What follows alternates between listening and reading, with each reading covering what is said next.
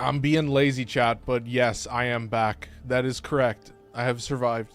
I'm here. I'm good to go, and I gotta say, welcome. I don't want to dawdle too much. I don't want to doodle. This is a big tier list, so I'm gonna be quick about it. But I gotta say, as always, I mean, this tier list will always kind of stand on its own. You know what I mean? Like when I did this tier list last year, it was a I don't know, man. It was a complete. It feels like a completely different game.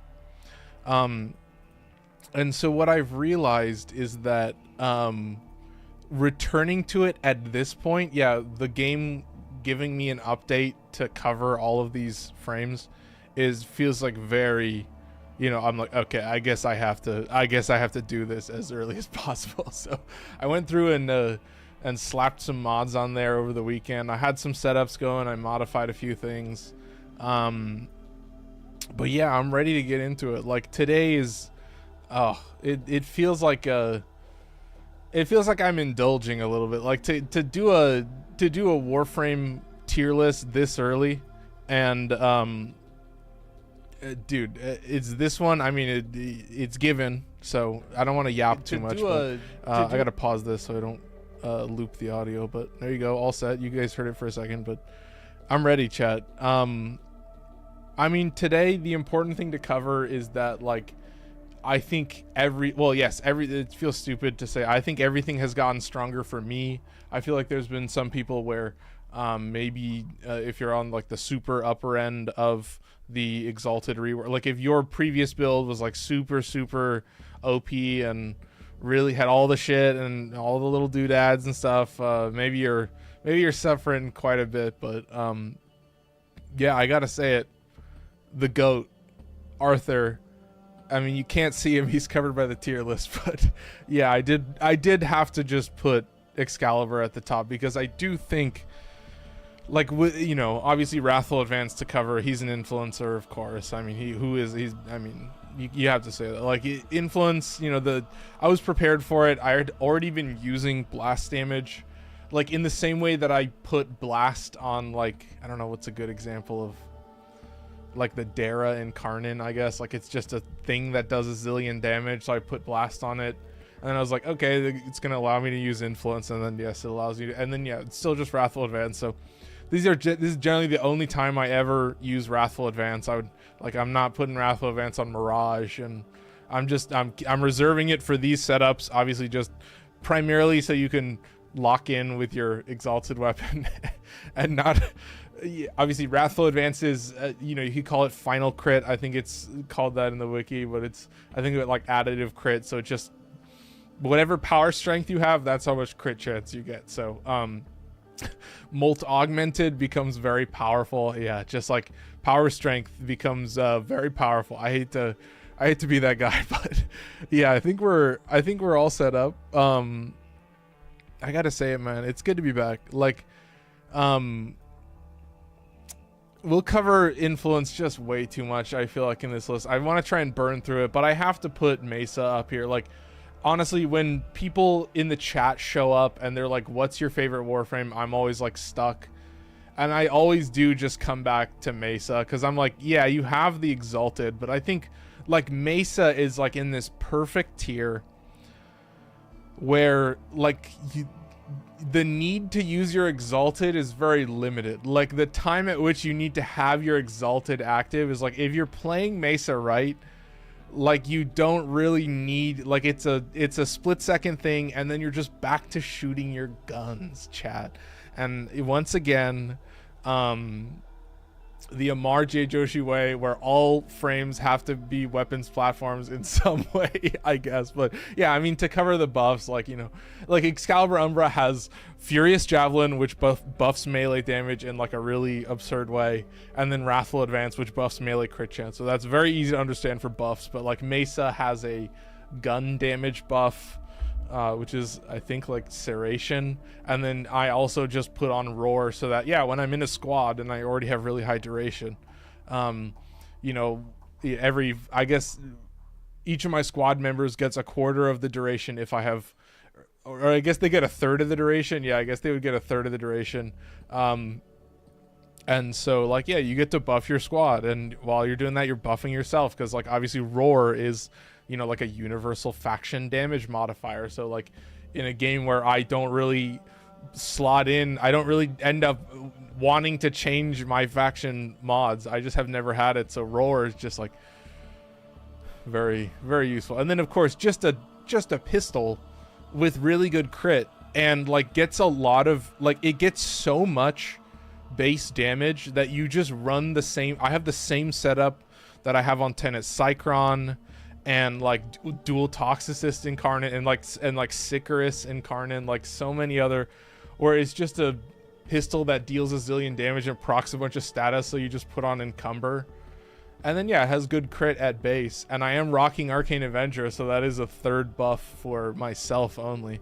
But yeah, generally I'm like it's weird, like I end up using Avenger on so many setups that, you know, wherever I'm at in terms of my mods, I'm like, okay, you know, Enervate is not really very useful because I'm already over 100% crit chance, so like I'm not, so I would already be resetting, you know, the Enervate ratio. So like it's a pretty simple setup. Oh, I missed all this. Why don't you use Enervate on Mesa? I presume about Zada's Whisper more reliable.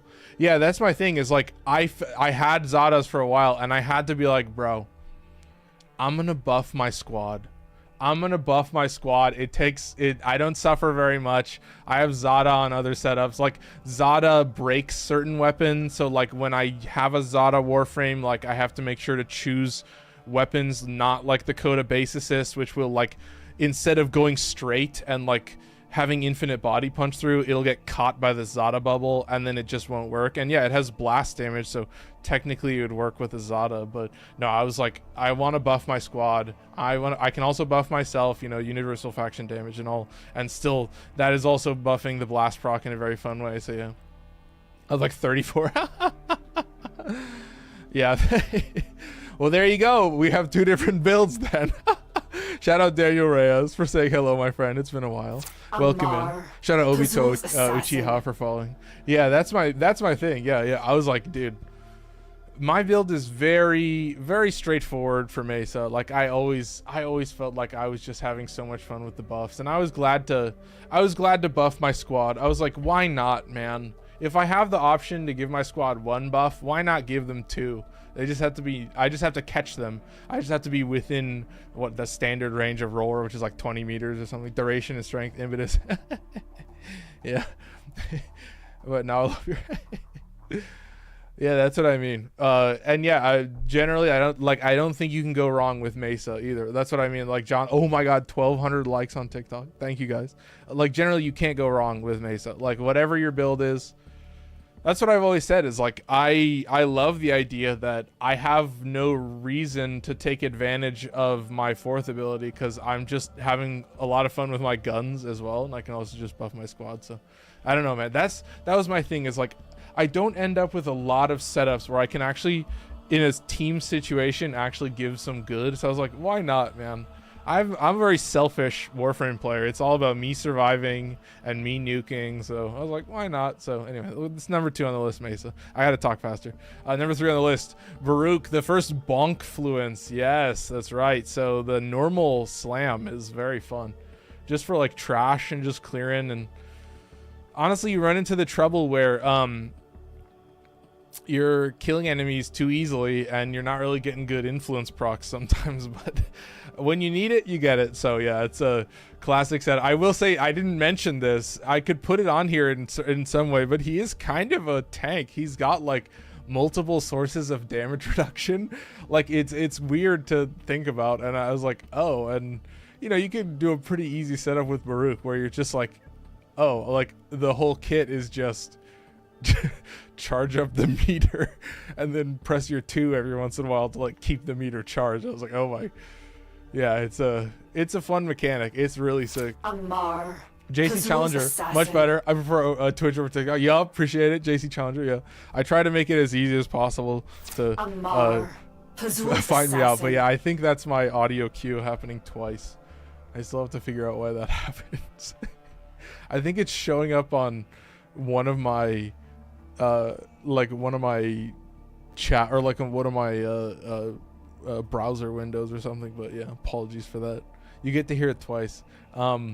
Yeah, what do I say about Baruuk? I don't know. You can. I tried to actually build it so that, okay, if I need to use the normal attack, I still can. Like, I'm not ever. I don't know, man. I feel like I struggle to keep combo on Baruuk. I don't have any combo mods either, but I was like, I was kind of fine. Just, I mean, it's same with Excalibur. Like, I don't really have a lot of combo. I'm not. I feel like sometimes there's a moment where, you don't see a lot of enemies, if that makes sense though. Like with influence, like that's kind of a problem where like waiting for the spawns and like getting good enemy density. Galvanized reflex, yeah. Khora Prime number 4 on the list. She has CC. I've started to realize, dude, I don't know if I'm using it, but you have it. I mean, it's nice. I do like Ensnare. I think it's a pretty good CC. The take it or leave it on the dome at this point. Like, I don't know if you're going to be near the, like, I don't know if enemies are going to be ever near the dome. So, I do enjoy, I mean, so the Ensnare does have the feature where you can stun an acolyte. So that is pretty sick. But appreciate the 1.7k likes on TikTok. Thank you. What are your opinion on the buff towards Atlas main here? Yeah, speaking of that, I mean, obviously to cover Khora's Whip Claw, I don't know, it's a huge AoE and it's weirdly energy efficient. It comes in waves where, like, if you're killing properly, then you're kind of refunding enough energy orbs that you're getting all your energy back. I don't have any type of energy buffs, just using Wrathful. So I think it's awesome. But yeah, I want to talk about number 5 on the list. I think Atlas is like one of the biggest wins in terms of like one of the biggest buffs. I should be going soon, but I still support your videos to this day. Yeah, appreciate it, Daniel. Thank you. Like Atlas, number 5 on the list, but that's mainly kind of a usability thing for me, that there's a little bit of a wind up to his armor and you have to keep it active. But once you can keep it active, that's basically it. On gas on Khora's Whip Claw. Yeah, massive. Yeah. You're constantly sitting at 5 times combo. Yep. I will say the nice thing is that with Khora and Atlas, it's really easy to keep it at max combo. Yeah. But I will say, like, the setup to Atlas can be a little bit of a struggle, but it takes a little bit of time at the start of a mission. I don't think you're ever worried about depleting your gauge. Obviously, you have the combo, the essential double augment combo of Path of Statues and Rubble Heap, I think it's called. The 2 augments where, like, you have free punches and then your punches create the stone to break so that you get more armor refund. I really love that setup. Huge win, millions of damage. Yep. Very simple to use. Yeah, one of the, yeah, you're like invincible when you're punching, so like the kit is like built for you to just be punching constantly. But I realize I don't see, like, once again, I don't see enough enemies. Yeah, dude. Yeah, JC Challenger. Yeah, we have a Discord if you're interested. Yeah, I'd love to see it. Links to that are on all platforms. All the links to all platforms are on all platforms. That's right. You're punching over an area. Yeah, it's great. Press 1. Yep. Yeah, everything dies. Yep. Shout out Rainbow Fed for dropping in, saying, "Hey, friend, appreciate it." Best Exalted frame is Excal. Yeah. That's what I've said. And the fact that, you know, Excal's is starter frame, and then Excalibur Umbra you just get from the sacrifice. And, you know, we were talking to that guy in the Discord. Oh, I also realized I didn't even send this, chat. I'm so sorry. Boop. Okay. I don't know if this will show all 3 things. It does, but I posted that 14 minutes late, chat, the announcement on Discord that I was live, so apologies. Welcome in, boys. With Gyre, they can kill 225 with just the 1. You don't even need Wrathful, Electric Gas with Influence and Nourish. Proc Manifold. Oh my god. The build discussion has begun. You know, this is why I put these little tags in here. Where are we at? Number 5 on the list. Yeah, so glad to see everybody in here. Yep. Really boot my PC back up. Yeah, appreciate it. Huge win for John Warframe, yeah. I was messing around with the new update. Yeah, so yep. It made Excalibur Prime so OP. Yep, exactly. Well said. Yo, what's poppin'? Shout out Birdie. Should we move to number 6 on the list? This is a fun one. I guess I should click over here. Ash Prime. Oh, Ash Prime. My build did not change. I had Roar on there because I think it was for the update that I swapped it to Roar. It was a little bit earlier. I could have joined the stream to watch, but it's my bedtime. Oh, unfortunately, time zones. John time zones gets you again, chat. I hate to say it. But yeah, Ash Prime. One of my favorite invisibility frames. But the idea that like with melee crescendo, you're just always, you get to max combo like instantly. I thought it was so silly. But yeah, it's still like what I realized is that your 4 is still like very expensive. And so I'm not necessarily like spamming it super heavily. I like that you can like tap a Thrax pretty easily. It was pretty satisfying to like be in a, just run around testing. Like, okay, I like that. Yeah, very fun invisibility. Obviously the double crit. So double crit is actually technically triple crit, but it's crit damage from Crepuscular. But you have the Smoke Shadow or Smoke Shadow. I think that's what it's called. The augment for your invisibility that gives you crit chance. And then you can use the Combat Discipline Arcane Avenger combo, and then you can have the additive crit or the final crit or whatever, and then you have Crepuscular giving you the crit damage as well. So but I don't have to have Ash to test. Oh, unfortunate. Sevagoth literally didn't change. You can just do the heavy attacks for insane slap. Yep. Like that's my thing, is like that was like, so I want to cover that. I want to like the people down the list that like Dante, like when I do a support tier list, then Dante is going to be way at the top. But like in terms of like spamming Dante's Noctua, I'm not really, you know, it's an exalted tier. That's what I feel like, is these guys will show up on different lists and we'll do like an overguard, we'll do a tank list and it'll cover overguard tanks. Yeah. So it's like that's what I mean. It's like, you know, in terms of like as an exalted, it's like I like the exalted because I can get some big buffs, or I can get some power strength, I can get some energy regen. Yeah, and you know, there's a couple other good examples that you guys are covering, but yeah, we gotta keep moving. Yeah, in terms of Ash, God, I mean, it is just a zillion damage, but you know, classic invis. It's good to have an invis frame like way at the top. That's an invis frame that I like, right, chat? There's 2 different invis frames, 3 different invis frames here, 4 different invis frames. Okay. Anyway, chat. Yeah, you can clip that if you want. Yeah, Jade. God, another great example where literally it was like I played her for the first time. I popped up into glory and I was just flying around. I was like, holy shit, this thing is so fun. Yeah.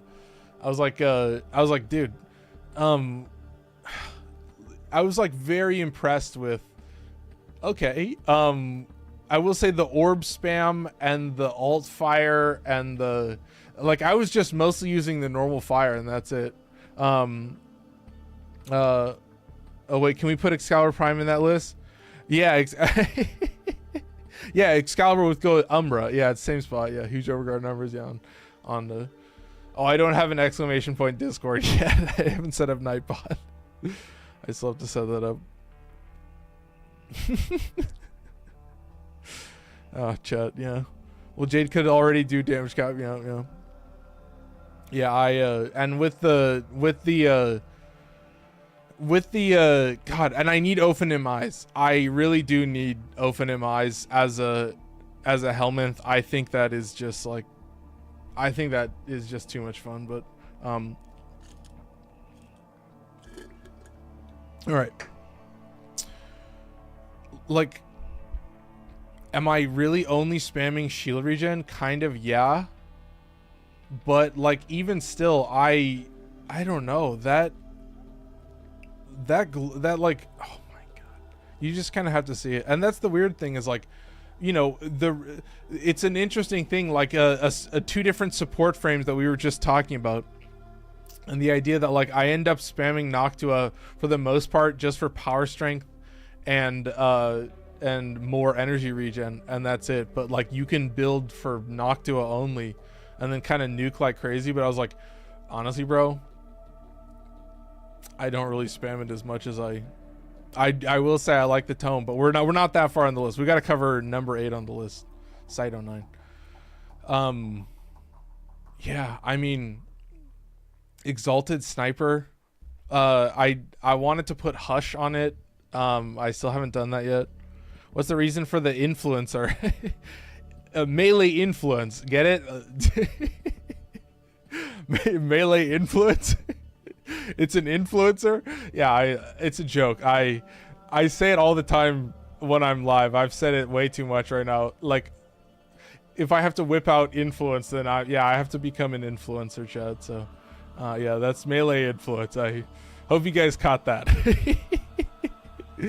Oh, you really don't need influence on Atlas. Yeah, you're doing the one shot. Are you talking about like killing level cap Thrax and like level cap disruption targets and stuff? Anyway, yeah, Cyte-09. What is my setup except for like, I don't know, the sniper does so much damage that I can just give myself a guaranteed blast proc, and then like it was this weird thing where I just ran back and forth. I would just run from one side of an arena and then kill a bunch of enemies and then run to the other, and then go back and forth and back and forth. And I was like, satisfying? Like, yes, absolutely. Like I did have a choice, and yes, that you can see number 9 on the list is Temple, but you do get a lot of buffs from Cyte-09, but it's all basically just for the sniper. You just kind of nuke. All right. Oh, I appreciate it. Look how easy this is. You can swap the role. All right, you're good to go. Yeah, number 9 on the list, Temple. I put them lower because like I don't know, man. Well, I will say the amount of fire damage that you can get is just like crazy. Yeah, appreciate it, JC. Thank you. Excalibur's poster boy. Yep, true. Yeah, like if you're getting to 750 heat damage, I mean, that's a lot of damage. That is pretty crazy. As like, yeah, I mean, it's just in affinity range. So if you can just keep the backbeat going and keep recasting your 3, as long as you can not let the duration decay through either casting your 1 or your 2 or recasting your 3, as long as you do it to the backbeat, you're generally good. So it's crazy, man. But yeah, you know what I've always said is like, it sucks a little bit that like you're getting so much fire damage that it's skewing you completely in the other direction. All right, chilling. But yeah, I gotta catch up a little bit. There he is. Yeah, appreciate it, Sarita. I joined a group earlier on, was 3 master rank 1 Excalibur users. I felt like I'm sorry I've been so busy. No, it's all good. It's all good. Good to see ya. How about Protea? Just got her. Also, is Wrathful just DPS? Yeah. I mean, but it's like melee, an insane, it's additive melee crit chance, so it's pretty criminal. This update seems to have broken Excalibur again. Yeah. Struggling to get about 4% damage. Yeah, no, I feel it. A lot of the Exalteds for me are like, I would not want to play in a squad with anybody with an Exalted frame. Honestly, no.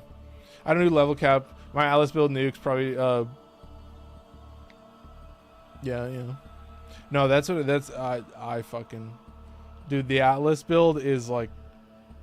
It's so easy to get like max combo and just like keep it forever. Because even but the Arcanes don't really help. Yeah. Yeah, I mean, what do I talk about for Temple? It's a fucking flamethrower, dude. You've played a beam weapon before? Yeah, you know how it works. It does a shit ton of damage too. And it was weird. I put on blast damage so that it's like, I mean, if I'm lucky, I'll proc like, you know, a couple, but you're still getting a zillion fucking fire procs. But you get fire and blast. I have it on base assist as well. It's fucking weird. Melee exposure. Yeah, that's what I thought. That's what I've heard most people use. Like, it just gives you so much damage that it doesn't even matter at that point. I've heard that, like, that's, well, that, you know, there's like a specific content creator that I do like his videos, but he always uses exposure. Just it's a shit ton of damage, and it's also corrosive. So I feel like that's probably like that's like the maxed out damage setup. But yeah, Hildryn Prime, the thing that, you know, sucks, I will say, there are a lot of moments for me with Hildryn where I just am not using the 4. Obviously, I have Aegis. Is it Aegis Gale? There's the augment for the 4 where you get an alt fire for your first ability, or your like exalted pistol. So pretty criminal. We got the Oberon buff. The Hallowed Ground goes to 360 degrees instead of 180. Oh, with Atlas's first ability, it does an AoE already, so influence isn't needed. No, I gotta say it, man. It was very satisfying for me. I mean, you don't even need the energy. Like, you kind of just dump. You're kind of right. Like, you could go with just, you know, like with Khora, the reason I have influence is so that one cast can potentially give me a bunch of energy orbs to refund. But yeah, with Atlas, you have like infinite energy. Like, you have so much fucking energy, it doesn't matter. Also, what kind of brackets are you putting these frames under exactly? What do you mean brackets? Are you talking about like where the, so you could say like, here's top 5. This would be like this could be like S tier, and then I would probably put A tier like maybe here, but maybe also Valkyr, but I would still say it's probably top 10 is A tier. You've only got some of the frames. Oh yeah, these are exalted frames. Yeah, I mean, obviously, like, you know, Dante's. Yeah, these are all exalted frames. Yeah, I pulled the Discord just in hopes that I snagged everybody. You know, I have like Voruna on there, for example, which is a little bit interesting, but yeah, like, I think what I learned with Hildryn is, like, if I want to use the exalted ability and you do the Aegis Gale combo, you do kind of have to spam pillage a lot. It was weird. I was still able to keep Arcane Avenger active. It was so strange. Like, I have this other setup for Hildryn, and I actually use Enervate now. So yeah, that's a great question. Voruna is exalted, so that's the reason that I have a little asterisk here, because the reason that Voruna is exalted is because the 4th ability, I mean, so obviously I use Ulfram's Endurance, and then all I do is press 2 and then bite everything. You're locked into that ability. So that's what I think of as an exalted, is like it locks you. It doesn't, like, some of these exalted weapons don't lock you out of your other weapons, but Varuna's 4th ability locks you out of everything. You're just casting the 4. Obviously, you don't need to have it infinitely active with Ulfram's Endurance, but that's the idea, is like it is a quote-unquote weapon. I wanted to put it on here for that specific reason, that is how I think about her, and that's an important way that, you know, you either build around it or you don't, and like, you can potentially just only have the 5 charges, or, you know, you could do the Ulfram's Endurance, which the reason that I have it on here is because, like, the Ulfram's Endurance, you know, spamming the 2 was like so simple for me. Yeah, but that's the thing. I mean, it like Corvex, like, you know, I don't really, but like this one was really one where, like, I don't know. Yeah, like that. I think that would be up to interpretation for a lot of people. But yeah, there you go. I wanted to include it here for that specific reason, that, you know, I do think of it in that way, and I play it in that way, because, like, you know, the invisibility stays active, and you just pop out of the invincibility to cast your 2 and to cast your 4. So it's like the invisibility. Otherwise, you know, there's like, I know there's like slam builds and like all this other Voruna shit, but generally I was like, that specific thing, that like the whole kit is kind of like built around that, I thought was pretty important. So appreciate Kukerly for following. Kukerly. Yeah, I thought that was important to understand. It's like, you know, it is something that the kit incentivizes it so much that, like, yeah, it's a melee kill, so you're giving a bunch of health orbs, so that's why you've got support on there, is you're just potentially covering the playing field in health orbs, and obviously that means you have equilibrium to have infinite energy and blah blah blah blah. So it's like the fact that, like, you have the full kit, the invisibility stays active, you just spam your 2, you have infinite energy, you have impetus. I was like, holy shit. I mean, if it walks, talks, and quacks like a duck, I don't fucking know. It's a duration-based ability, chat. It's a duration-based ability. Anyway, we're not talking about that. We're talking about Valkyr. Actually, yeah, you know, makes you invincible. I did change it up a little bit. The reason I have support is because I think it is really cool to have Eternal War, and then you're getting melee kills, and you're just keeping it active forever. So, the idea that, I mean, your squad will probably swing their melee weapon like way too fast. Like, you get a lot of power strength in there, but yeah, I realized, like, you know, I just have it doing straight. I think I do have exposure on Valkyr. I'm not sure. I might have. Don't check me on that. I guess we'll talk about it in the build, but because I don't think I got enough for influence. I don't think I was doing good enough. Yo, bro, let's sometime play together. Oh, I see. My Discord. Oh god. Oh, by the way, I did the solo 60 eyes earlier this week with Volt. Dude, that's sick. I love that. The Allfire is amazing. Oh wait, this is just punch and win.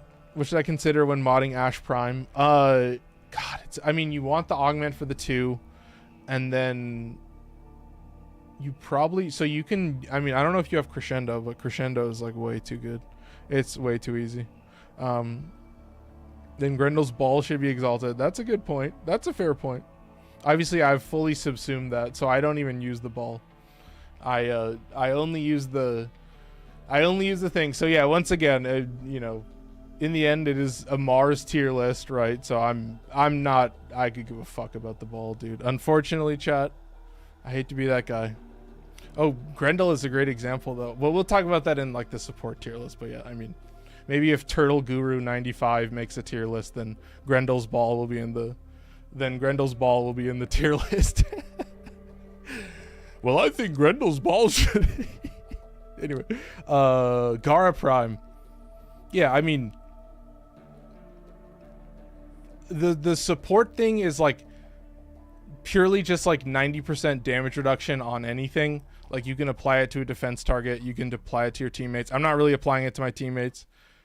But I do like the one. I do like the only slash damage exalted ability. You just hold the one and it just does the slash, and you do the silly stuff and yada yada yada. You want Ash to nuke everything with his 3rd and 4th?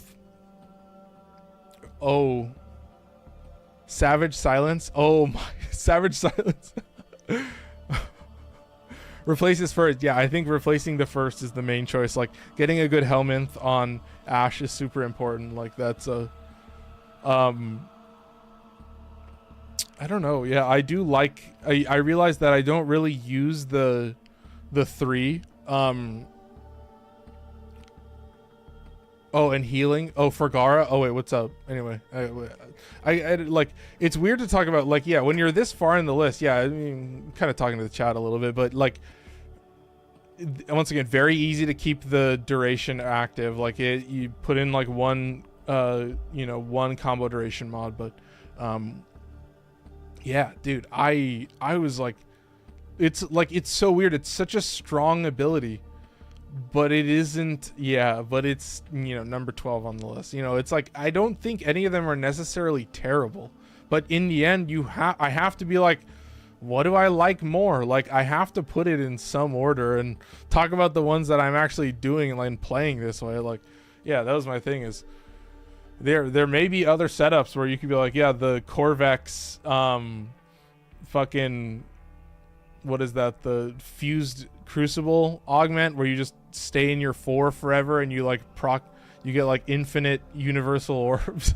I was like, and I've seen like 4 videos about it in like 2 weeks. I'm like, oh god. I was like, oh yeah. I guess that's everybody's like, Corvax is good. I was like, hey, maybe one day I'll update and be like, I would probably say that that's a similar setup, but currently I'm like, no, I'm this is the ones that I feel like I'm actually using this way. Have you seen the Ivara Ball of Death? Oh god, is that a navigator setup? 13 on the list, Wukong Prime. A lot of numbers, but yeah, it's kind of nice. I mean, you have 1500 armor, and you have free heal. You just press your 2. I got rid of the clone. The clone pissed me off so much. I was like trying for it to be good. Wait, what is this? Please explain. This is the Exalted tier list. So these are the Exalted frames that I use, and I had to rank them, and it was a struggle, and I had to put Wukong in number 13. So it was a little bit of a grind, but yeah, it was so fun, and with the update and doing the bonk setup, I did enjoy it so much. And it was just heavy slam only, so it was like a true bonk setup, and I got to use all the same mods that I use, so it was very satisfying. Yeah, so yeah, down at the bottom of the list, this is definitely where like the preference will come in. Like dude, I challenge everybody to make their own tier list and post it in the Discord. You know, whether you take these frames or you add a couple that you decide maybe fit the criteria, or maybe you remove Voruna, come up with your own tier list and let me know what you think are because I challenge everyone to do that, just to make a preferential decision and be like, yeah, I really actually don't like a lot of them. Like, just be like, well, I'll have to put one lower than the other. Like, you put them in order from 1 to 18, and you could put the S tier and the A tier, whatever you want, but judge and say, yes, I do think Excalibur Umbra is better than every other Exalted frame. So I think it's a fun exercise for anybody to do, and Dante is a great example where I was like, dude, I'm gonna talk about Dante so much in other tier lists. I'm not gonna give him all the flowers. I know the Noctua can do pretty good, but my chat'll say it, you know, whenever I talk about Noctua. Yeah. Oh, with the augment and the Grimoire Altfire. Oh my god. Because if it were all frames, I would put Octavia near the bottom. Definitely lower than low. Yeah, exactly. So that's what I mean. Yeah, so like, you know, this is my way of covering it in a reasonable amount of time and like showing you the builds and stuff like that. Obviously, Warframe builds take longer, and talking about a Warframe also takes longer. But yeah, like Dante, I will give his flowers in other. I will give Dante his flowers in other tier lists where I can talk about him being one of the best support frames, having good DPS. Like, you can provide yourself with support, so you're spamming abilities like crazy. You basically have infinite energy. You know, I'll talk about him as a tank, as an overguard tank, which is what I think of as like a variant that can potentially provide overguard to your team. So like, you know, I think Noctua is the worst? No, I don't think they would really make an Exalted weapon that is bad, right? I think they're all really good. And I will say I'm using Cascadia Overcharge. Is that the one with Overshield? Okay. So the basic idea is like, you have the Overguard. As long as you have the Overguard active, you'll gain a pittance of shields every once in a while, I guess, when you like cast abilities. And you'll get a little bit of Overshield, and that's it. And then from there, then you have on your mini Noctua, it works too, I would assume. I mean, it would make me sad if it didn't, but I assume it. I mean, it inherits the basic stats, but you guys can let me know if it doesn't. But yeah, I mean, it does. You do just get the 300% crit chance all the time. I was like, okay, that's pretty easy. So I kind of like it. I was definitely thinking like, I have Cascadia over. Anyway, I don't want to get too distracted, but Dante is a frame that can like break the game in a way where like the ease of use, like the ease at which you can accumulate Overguard alone is like one of the most powerful abilities. But like, you know, I prefer to use Noctua as a, you know, as a support. I could still probably spam it, but you know, I mean, in this age where, you know, I'm ranking up like 5 pistols at once, I'm more inclined to use the Noctua, but yeah, we gotta keep moving. Yeah, down to Voruna. Yeah, it was. I felt like it was important for me to put Voruna because of the reason that I explained, like with the whole build is like, I think just the idea that, you know, I was talking to somebody in Discord and they were like, yeah, you know, you can do this and this, and like your invis, like when they told me that the invis stays active when you cast your 2 and when you bite people with your 4, I was like, oh shit. And then you just, you know, you have the equilibrium with Lycath's Hunt, and I was like, oh okay, I understand now. Sorry chat, I was a little bit silly, but yeah, the, you know, and the fact that you can have impetus and get so much crit chance, I just felt like, or excuse me, so much ability strength, I just felt like it was so crazy. And you know, if you're killing a bunch of enemies, then you can get that Lycath for those health orbs. And I think, yeah, health orbs is a good support. I mean, some people just suck up health orbs to stay alive, but health orbs to revive my companion, that's all I'll say, revive my companion. But yeah, Sevagoth, number 16 on the list. The double crit is not from the dude, but I guess it is from the dude as well. The Exalted Ghost, I guess you would call it, the Exalted Shadow. Yeah, you have the Shadow Haze.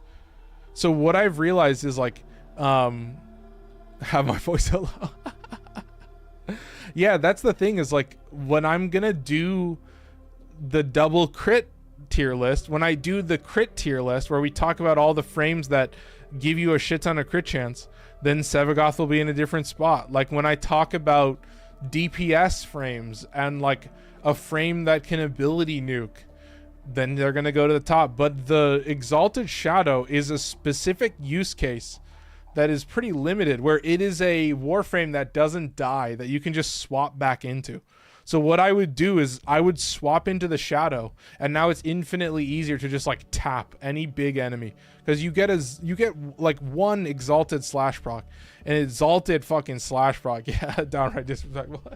That's my thing. Like, you'll see all these guys get their flowers elsewhere. Like Titania is gonna be a weird one to cover for the tier list. Like that's my thing, is like I've primarily like spammed the Exalted Shadow for me for that case, that like I enjoy it as like a really high damage, like offensive ability, you know, offensive, you know, tactic that you know, you can pull up and deal a zillion damage very quickly. And I guess with the setup you would still apply the other stuff. Does Baruuk really need influence? I think corrosive on ability use. Oh yeah, dude. I gotta say, once again, another good point. Like mentioning exposure again. Yeah.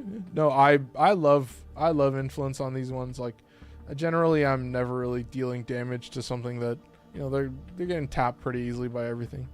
Are you a build for Coda Motivore? Yeah. What's up, bro? Excalibur is better than Umbra.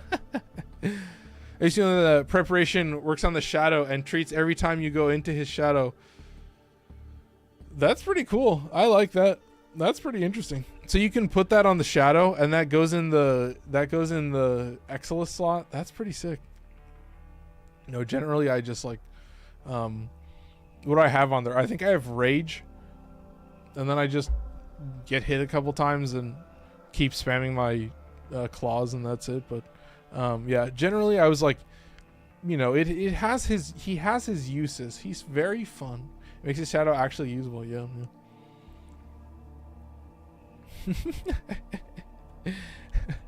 No, generally the thing is, like, I actually prefer, like, I enjoy playing normal Sevagoth so much more. That's what I mean. It's like the Shadow for me is like his fucking bouncer.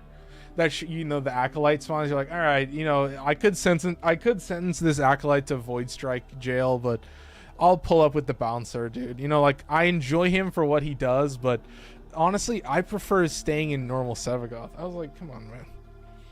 We've got enough Exalteds. I'll keep my bouncer for when I need it. I do like the grouping ability where you just pull enemies in. I think that was safe. Yeah, I think the idea that you can pull enemies in is really sick, and you just have your own kit where you're just like, yeah, you fucking come at me, guys, come at me. I'll just spawn again. Right, you can die and then just immediately come back. I was like, what are you doing to your chat? I don't know if there's a cooldown on him coming back, but it still sucks. Yeah, 16 on the list. This is my thing. Like, the bottom of the list will hurt so much more than the top of the list for a lot of people. The bottom of the list is what I get comments about. It's generally not the top. Like, most people are like, okay, we kind of get that. Like, I don't really, I guess we'll see, but I feel like I don't get a lot of grief about, yeah, the third ability nukes rooms. That's what I thought. When you use the augment, then it just does both of the effects at once. Like, you just keep pressing 3 over and over. Yeah, that's what I thought. That's why I don't really use it. But, you know, I was like, wait, so this just does both of the like the Sevagoth effects at once? Is that right? Like, when you anyway. Bottom of the list, 17. We're almost done here. 46 minutes. Jesus Christ. Titania Prime, number 17. Yeah, it's unfortunate to put it this slow, but I do like the lantern. I think it's a cool ability. You know, like you get the little, you know, there's like an augment for the lantern. It's like Beguiling Lantern.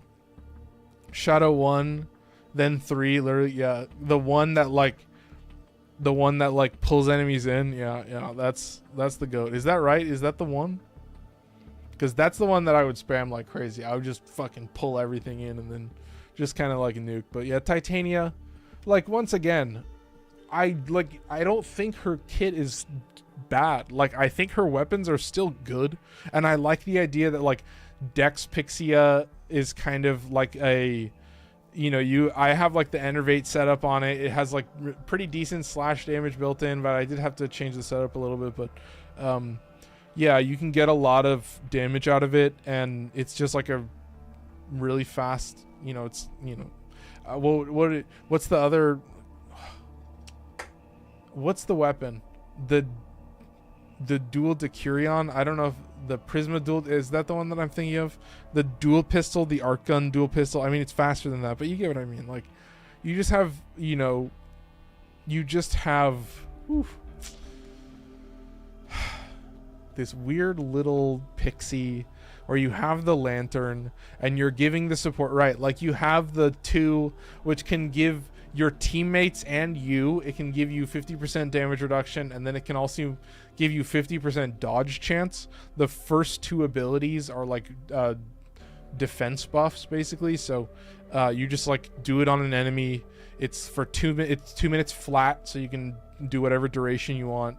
The stats don't change, so it's a very interesting setup. I want to, you know, I feel like I have yet to see where Titania will fall on future tier lists. You know, like when we talk about the CC from the lantern, and then I have also comboed that because I have like a max range lantern. It's like 50 meters or something. But yeah, that was just for Beguiling Lantern, which gives them makes them take more damage. So yeah, at 100% power strength, they take 100% more damage. So very simple to understand. They get the little thingies in their head, and then they're like, ooh, and then yeah. Anyway, bottom of the list, Ivara. This was the thing, dude. I just showed up with Ivara for like, you know, 5-10 minutes, and I was like, I mean, it was easy. Like, it was so much fun, but like I was still like, man, you had to put it somewhere. I did change it up a little bit, but yeah, I did land on a pretty, I mean, it is just the Ivara bow. You know, it does a lot of damage, and then you just add blast to it, and then you just use the horizontal shot with primary crux, and it was a little bit criminal, but yeah, I don't know, man. Like, I do feel like for me a little bit it does hurt to put some of these somewhere, but yeah, I wanted to put some of them at the top just because I think they are just like so, like, maybe easy is the wrong word, but it has that vibe. It definitely has that vibe that they're just like seamless and they're effortless, and I don't think it takes a lot of work. But yeah, 50 minutes. We've been streaming for 50 minutes, and I'm showing the first build. This is Excalibur Umbra. Energy max, shield capacity, I don't think these are necessary. I do have double shield regen in here. This guy isn't necessary. I do use effectiveness on energy orbs on basically every setup, and that's like the only energy efficiency I ever have. But yeah, so I mean, here's an interesting thing to talk about. So this is only 880 armor. This is 74% health reduction, or armor or damage reduction to health. So, you know, it's not the craziest damage reduction, but it's, you know, it's a brief cushion to potentially swap to your operator, or, you know, just in the case that you break your shields and then actually take damage. So obviously the reason for that is the triple Umbra setup that I did not want to Forma out.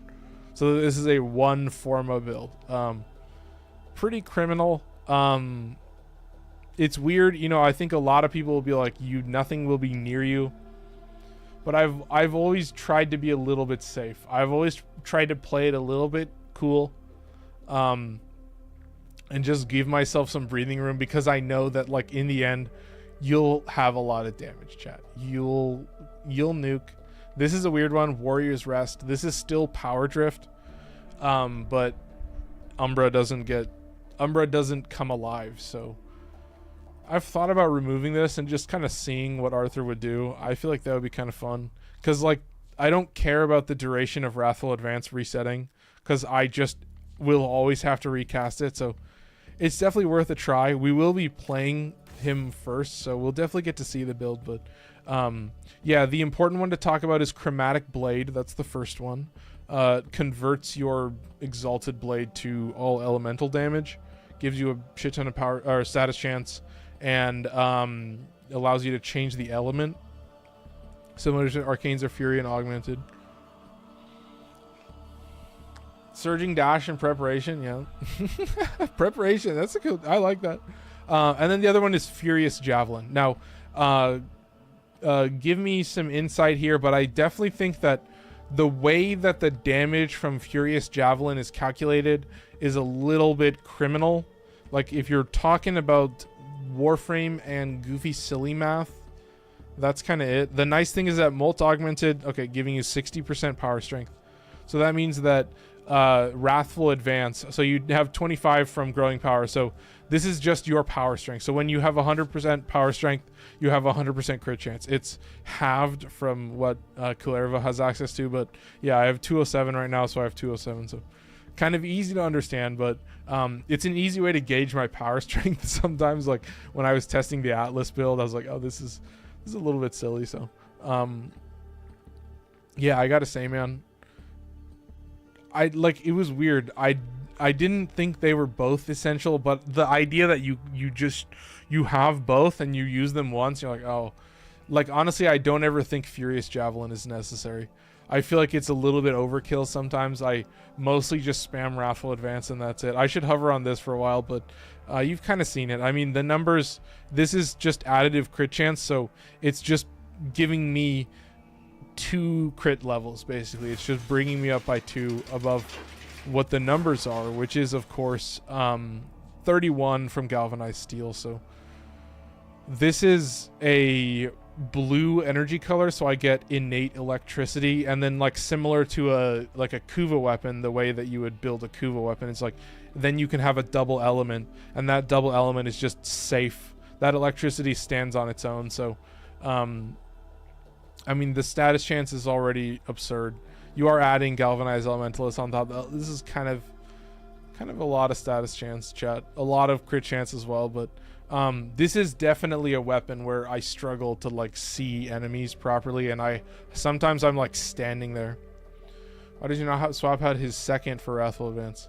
Honestly, chat, I do use the 2 sometimes for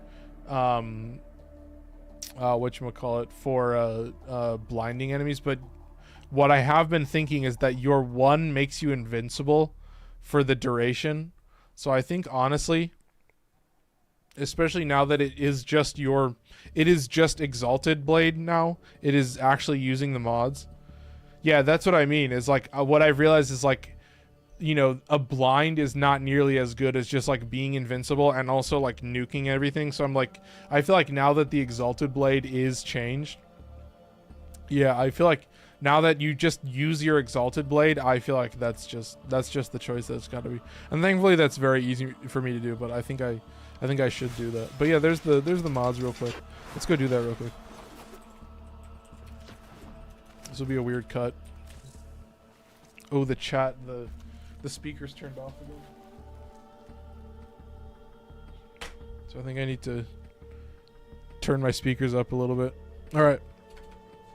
So I want to swap this because that's what I realized is like, you know, a blind, I don't think, you know, in the year of our Lord 2025, I don't think a blind is spamming as hard as it used to be. I don't think it's going as crazy as I used to try and use it in the past. I'll worry about feeding it later. No, but that's what I mean. It's like I found Roar, better energy conservation and just free buffs. No, that's the thing. I never had any energy troubles. God, that's and honestly, the fact that it's a channeled ability means that I want to be at half energy all the time.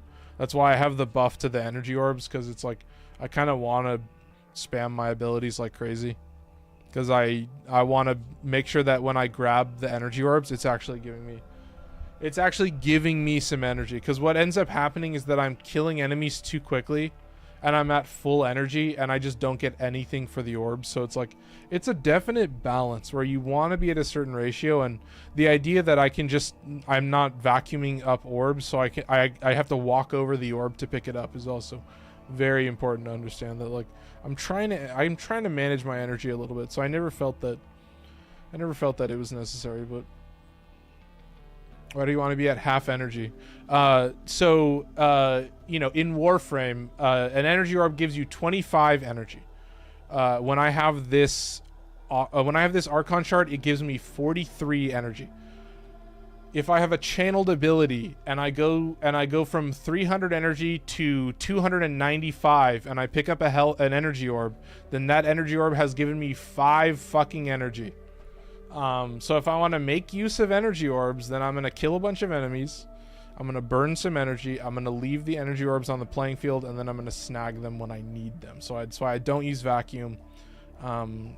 Provides me a little bit of freedom, and I'm not the worst at leaving spare energy orbs on the ground. So, you know, I definitely think with 75 as the cost, this is the thing. I don't ever use radial javelin. I don't feel like I have the ability to make good use of it, honestly. Just, you know, using purely just wrathful. That's my thing, is like I like the idea of being a little bit more never a dull moment with you, eh? Efficient with like what you're using your abilities for. But yeah, that's number 1 on the list, Excalibur. That was a little bit long-winded, but you know, it's a intro discussion about like the basic mod setup and like the efficiency that I try to run for specific reasons. Could you go to your Exalted blade? Yep, yeah, definitely. Right, and then yeah, you have the innate electricity damage, and that's it. Alright, there you go. Ready to run. Number 2 on the list, yeah, I mean, probably actually my favorite. Holy shit, the reds. Is this 3 strength? No, it's 1 duration. 2 strength, 1 duration. And then shield capacity. I will say, I think I need to cut out some time to put these builds on Overframe, and I'll tag myself, and you guys can go to my channel and all this stuff. But I do think I will eventually put all this stuff. I may start with the Exalteds, but you know, I feel like I'll put all this stuff on Overframe for you guys to look at. But yeah, Mesa, let's talk about it. A shit ton of power strength and ability duration, not necessary. Shield capacity, once again, you can survive without it. I still have the same setup that you'll see, but yeah, once again, energy orb boy.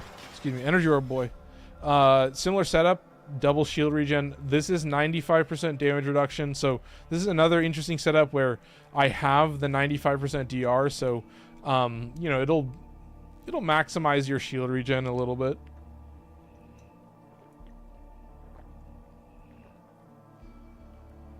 but it is still 95% damage reduction. And then yeah, it's just a decent amount of power strength, not crazy. And then yeah, like I mentioned, the idea that I can provide my squad with 2 separate buffs, 25 meter radius on that, like, I don't know, man, 43% duration. This guy's fucking 35 seconds. This guy 42 seconds. 42 seconds. This guy costs 50, so it's pretty expensive. You're casting these 3 all at once, but yeah, that's what I found is like, that's the power of Peacemaker, is that I'm not keeping it active for long, dude. I'm keeping it active to kill what I see, and then I'm out of that shit, and I'm refunding a bunch of energy. And very easy Warframe to stay at half energy. You got 541, so I'm using Prime Flow. And that's the thing, man. Like, such an elegant balance of like still being able to have some fun with your weapons, but then also just that quick swap. I mean, it's the definition of fucking quick swap. The Peacemakers, dude, you put them on the hip. You don't belong in these parts, partner. And then you just shred them. So it's real quick. It's elegant. You down somebody so fast that it's kind of criminal. But yeah, I'm using Arcane Avenger here. It's nice, you know, providing me a buff to everything, and you'll see why when I talk about the regulators. Whew. So this is kind of the same setup that I have on you know, like I mentioned, like any of those chain beam incarnate, those ricocheting incarnins. Yeah, it's viral fire, obviously primed heated charge fire with secondary encumber. So this is 75% crit chance. You're gonna add 45 to that from Arcane Avenger, and then there's the new number. So you're over 100% is the really just the important thing, is that you can start out at a good place. I don't need an Exilus. I could put something in potentially, but yeah, this is just a shoot too many bullets, like way too many bullets, dude. Fire rate at 29.6. What does that even mean? What are we talking about here, chat? What are we doing here? Oh my god. Bobby says, how's the survivability on this build? I have him built similar, but I struggled to survive high level. That's the thing. That's why I do think the invincibility from the first ability is so strong, is that it's essentially it'll stop any damage. So, you know, the idea is your armor is only as valuable as you can stop taking health damage, because once you're taking health damage, you're cooked, unless you have a straight up health tank and maybe you're Grendel and you can refund a bunch of health very easily and you have a big health pool. And there's a couple other setups, but generally, like, I have a similar setup on Khora, which you guys will see, but yeah, that's a pretty simple Mesa build. The idea is, like, I have a little bit of health range, but you know, I could potentially swap that. Like, I have some other setups, but Rolling Guard is a good one. Obviously it gives you that damage reduction, but I suck. Shout out Zach the Dan. Welcome in. Let's cover number 3 on the list. Yeah, you know, we talk about Mesa being a quick swap. I mean, Baruuk is maximum gaming. It's a little bit crazy. You definitely don't need the shield capacity. I have Tau Forged blue shards coming out of my fucking asshole, dude. I have like zillions of these things. I just put blasts on my Exalted Blade. Yep. Wait, like you just tried it? Like you just tried it just now? And then duration and strength. Why do I have... Oh, for Wrathful. Oh, there you go. That's interesting. Yeah, you can see I have 336% power strength. So I'm not struggling at all for power strength. Yeah, I just tried it with... Yeah. It's criminal, man. It's evil. Blast is like... I am #1 Blast stan. I'm fucking leader of the Red World Blast stan. I was running viral, yeah. No, Blast is like probably my #1 favorite damaging status effect. I think is the most fun. It's the most silly. You can see, chat, this is also giving me a shit ton of damage reduction, but I only have fast deflection, so my shield recharge delay is 0.6 seconds. So I'm struggling a little bit there. I'm a little less survivable, but I have 90% damage reduction from my 3, and then I have a passive that either gives me 50% damage reduction or 40% damage reduction. It's like, what are we doing here, chat? What are we doing here?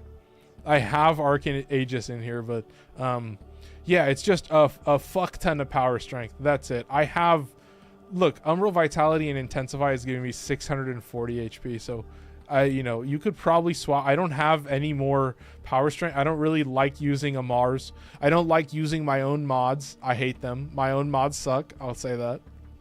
They make you teleport, and it pisses me off every time I do it. It kept happening on like on like bonking weapons. So, yeah, I mean, probably the highest power strength you'll see today. So in terms of like the amount of Wrathful Advance that you'll get, obviously adding 60% to this as well. So that's fucking 396% power. Yeah, that's criminal, man. Yeah, that's evil. You're getting over 400 with growing power. So yeah, that's awful. And then of course Desert Wind Prime, just look at all these wrong polarities, and I still have 14 left over. This is an ancient build. This is from a different era. Same setup, bonk fluence though.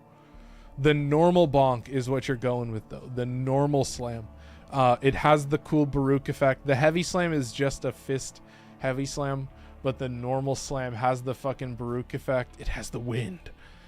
It has the power of the wind. Do you know how to stop logging with Steam? It's in the like the network settings or something, or maybe it's in the accessibility settings. I think it's in one of those. It's in one of like the interface or one of those settings. I think I just named 3 different ones, but yeah, this is a fuck ton of status chance. So that's kind of it. So you'll get lucky with a couple. You get lucky with a couple electricity procs, and that's kind of it. Like, I like the idea that there was a moment where there is a moment with influence where you're like, I actually don't make good use of this unless I'm literally like surrounded by enemies, unless like every enemy on the map is like right on top of me, and then it's like the most goated arcane in the game. But like, yeah, it's like it's not like, I feel like it's not like properly utilized. Like you just, it's, you'll get like a lot of people are saying, you'll get better use out of just like making the already strong ability just like deal more damage. You know what I mean? Like, I think that's totally a worthwhile suggestion, and that's what I mean, where it's like it's interesting to see those builds fork off into like 2 different paths that like, you have this like, it is very like content brain fucking melee influence. I'm calling myself an influencer, like I'm leaning into it too hard, but yeah, like it has this like wow factor, but then it has these moments where like, I feel like I'm not even maximizing this properly in most situations. So it's like, you can still use the normal attack and stuff, but this is purely just like, I don't know, you like, it's only valuable if you're in like a solo mission, but you guys know I'm the fucking solo king. So that's number 3 on the list, Baruuk. Kind of classic, honestly, kind of fun. We gotta cover number 4 on the list, Khora. I'm gonna start getting in the groove again. It's a Monday stream, chat. I don't know why I'm scrolling this far. All right. Where is Khora? There she is. All right.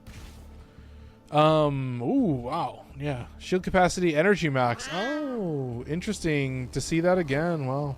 And then of course double ability strength. So that's it. You can see 207% power strength. So like very insanely low power strength, but that is because I've got the range in there. I've got the 90% range. Very interestingly, for the 2, which like honestly, I don't know if I'm still spamming it. I've thought about removing the range and putting in more damage. But yeah, currently, it's weird. Like, how valuable is a CC ability if you are just killing everything in one hit? Would you like, why do you even have it? You know what I mean? Like, what is it even there for? And that, it's a debate that goes on, but I do like the idea that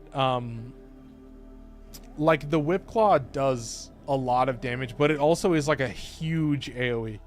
And so like you add just a little bit of combo duration, and then suddenly you can actually like use it a little bit more sparingly. And like, it's weird that like potentially, I think because it's a 10 meter AoE, like I don't think you're getting a lot of use out of ensnaring something, like ensnaring a big group of enemies and then whip clawing them. Like generally it's like it's easier to just whip claw everything to death. So it's like that's the thing where I'm like, I think I don't know, I go back and forth about like if I want to just, you know, have nothing but power strength, and you know this becomes, you know, like I feel like if I at least got rid of Augur Reach and replaced it with Augur Secrets, you know, something like that. But for now, I still do enjoy Ensnare as a grouping ability. I think it's one of my favorite. I think it's very powerful. Shout out Lance Jockbro for dropping a heart me. Appreciate it. Thank you. But yeah, similar setup, triple Umbra, 76% DR. So you can see it drops off. It starts to plateau very quickly. So yeah, this is definitely probably one of my favorite like map wipes. You just kind of you've chased the spawns around the room, but yeah, I don't know, maybe I'll put together like a super maxed out power strength build, but I felt it. You'll see it with Atlas. I mean, we got to show off Whip Claw Prime, but yeah, similar setup. Obviously still using Wrathful, but I do have Drifting Contact in here. I've got very high status chance, which is the nice thing. So you are actually pretty chilling in terms of like proccing influence, so I don't think you're super worried. But another example of like, it is one of those abilities that I'm casting like once every 5-10 seconds maybe. Does the Claw still reset combo count to 0? No, you can keep it active basically forever. It's super easy to use. How do y'all get it to have 74 capacity for the frame? 74 capacity? Oh, that's from your aura mod. So that gives you 14 capacity. So that's an aura mod. That's usually 7 mod points, and then that gets doubled if it's the correct polarity. So you should have an aura mod called Dreamer's Bond if you've gotten far enough in the game. But oh, we were talking about Whip Claw, weren't we? Yeah, we were talking about Whip Claw. Yeah, you can see it's like a very similar setup. I do still constantly use the Galvanized Elementalist, Galvanized Steel with Wrathful combo. I just think it's too easy. And yeah, you get a bunch of status chance, and yeah, a fucking AoE of almost 10 meters is crazy. You get extra capacity after you hit Legendary, yeah. Wait, really? Extra mod capacity? I have 70. Yeah, the aura mod gives you 14, and then you have 60 at base. So that's correct. I'm Legendary rank 4. Oh, I need to update that. I need to fix this. It should be MR35, chat. I had it wrong. I gotta fix this. What is the text called? Oh, it's this. That's correct. Okay. Real quick, I gotta update it live on camera. 35. There you go. Boop. Done. All right. Updated live. Okay. Back to it. Nice and easy. Oh, I was wrong on that. So I was to get that. Yeah, like you get the crazy thing is that because I'm master rank 35, when I rank up the Torxica, it's like as if it was rank 35 always. So yeah, I guess I covered Whip Claw. Sorry, it's kind of all over the place. We're only at number 4. We gotta keep moving. I gotta at least show off a couple of these. Number 5 on the list, Atlas. First time you're gonna see Tau Forged purple shards. I just have 2. I've thought about putting in more. It's weird to have power strength. Like, it's weird to have power strength and purple shards. Like, I actually don't have crazy high power strength. Oh, and that's because I have this. I didn't want to reduce the duration, but I do think I can put in. Oh no! So the reason that I didn't reduce, that I didn't put in Blind Rage either, is because charging up Petrify, charging up your stone takes a little bit. You know, when you're at the start, preparation is a pretty good choice for that. But you can see I have a shit ton of wrong polarity, so I've got to go in and fix this. It's 8 fucking forma already, so the main thing is just Rubble Heap, Path of Statues. That's kind of it. But I enjoyed the third ability for I enjoyed the range, not only for ease of use for like using the third ability to charge up, but also like you know, you do get bigger AoE on the punches, but generally, dude, I feel like I only ever use the first punch because I kill everything, and I like kill everything on the map in like a single punch, and then I have to go run around and wait for other enemies. So a little bit criminal, but yeah, it is the you have the infinite gauge. I don't know how to describe it. Like, you have this fucking gauge, and when you get it to 1400, then your punch is free. It deals double damage. You travel 2 times further, and then your Path of Statues, your punch also creates the stone effect, which then gives you more rubble. So it's infinite rubble, stone duration, stone rate. So it'll create stone every 3.34 seconds, I think. And then there you go, chat. Or maybe it'll turn them to stone. I don't know exactly what that number means, but you can see it's both Molt Augmented and Arcane Avenger, because your goal is just to get that gauge to full and just spam your 1, and that's it. You're invincible while you use your 1. Super gamer, very easy to use, but yeah, kind of some top tier shit. So there's that list. We got to cover the fists as well. So this is choosing Gladiator Rush, so I'm getting a little bit of crit chance. It's not the craziest thing on top of Wrathful, so you know Wrathful is getting 60% crit chance, and then you're adding 45% on top of that, so you're getting a lot of additive crit. This guy's giving you what, 110% crit chance from combo multiplier, but it's still just influence, kind of nuking everything. So pretty criminal, pretty evil. Maybe I should stay on the builds a little bit longer. I'll just kind of hover here, but you can see that like the setups almost look identical. I'm favoring crit chance in this regard because it is free. I have infinite energy. Like with Khora, there is a little bit of give and take where I'm trying to optimize. You do have way more status chance on Khora as well, so generally this punch is like so easy to use and does so much damage that you are still regularly proccing influence, and you're once again running into the problem of not seeing enough enemies to really take advantage of influence. So we love that fucking crit damage bonus. We're getting more of that from our companion as well, so that's pretty good. I love how all the frames are going to have the little Khora whip, so we'll remove that. We'll talk about number 6 on the list, Ashe. This one is fucking kooky. This one is weird. This one is mandatory. This is plus 7.5 health regenerated per second.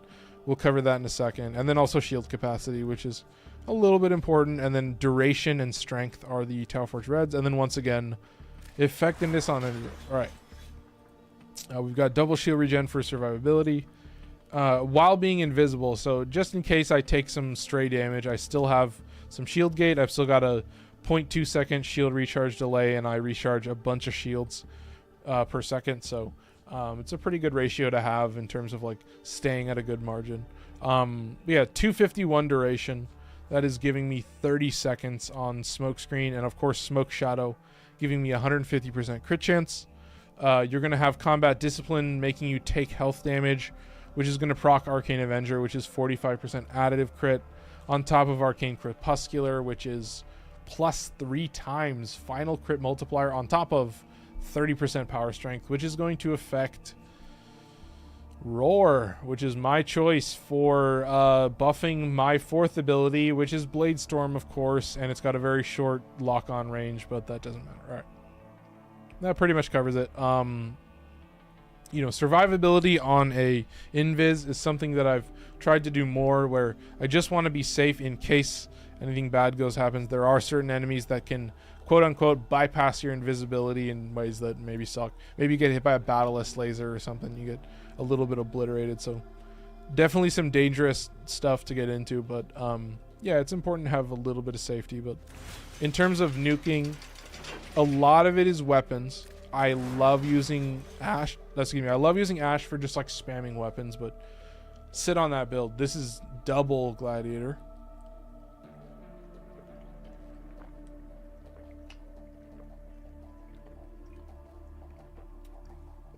So of course, you've got Smoke Shadow. You've got Blood Rush. And then you've got Melee Crescendo. So these guys will just be active forever after you kill fucking, what is it, 20 something? I don't know, maybe it's like 30 enemies. Do the math for me in chat. But you don't need to kill a lot of enemies. You have Covert Lethality for initial combo. You can look at finisher damage. Finishing touch is giving you 60%. So yeah, covert lethality is just goated. It's just another form of damage. I don't even have the extra forma for prime pressure point. But yeah, dude, like, I like the idea of galvanized steel with like the not 40% blood rush, but now 60% blood rush. And then crescendo gets you to max combo, and then it just stays there permanently. So you don't actually need Gladiator Rush, because you only need to use your 4th ability like 4 times or something. You don't really, like, you use it enough and then it's just always at max combo, and then you can see that it like always has the crit chance buff active in the top right, and that's where it's like the most criminal. So I do think I'll actually swap this. That like, part of it is that I don't use this back to back, but also because of crescendo you will never need to use it back to back. You will just always be just recasting it at max combo. Do you still use Ash with Crepuscular and Combat Discipline? Yep, exactly. Yep, so you got Smoke Shadow for crit chance, and then Arcane Avenger for more crit chance, which is additive. So it works pretty well on, you know, how the smoke or the shadow clones works. And then yeah, the Crepuscular giving you the final crit multiplier. So pretty criminal, pretty evil, but also very simple to understand. And that's why I have this set up this way with Roar as well, is because I do enjoy just playing Ash, and I don't feel it necessary to keep my 4 active forever. You know, I'm never really the ability spammer. I'm never really the guy who's like locked in, only killing enemies through abilities. Like, I like the idea that this frame is not only invisibility, but also offers like an insane amount of like buffs that can just carry you through any content, regardless of whether you're spamming the 4 or not. So that's number 6 on the list. We're moving a little bit quicker. That's Ash Prime. Let's cover Jade. Honestly, one of my favorite support frames. It's very easy to use. I've got a decent amount of duration on here. I've got 179.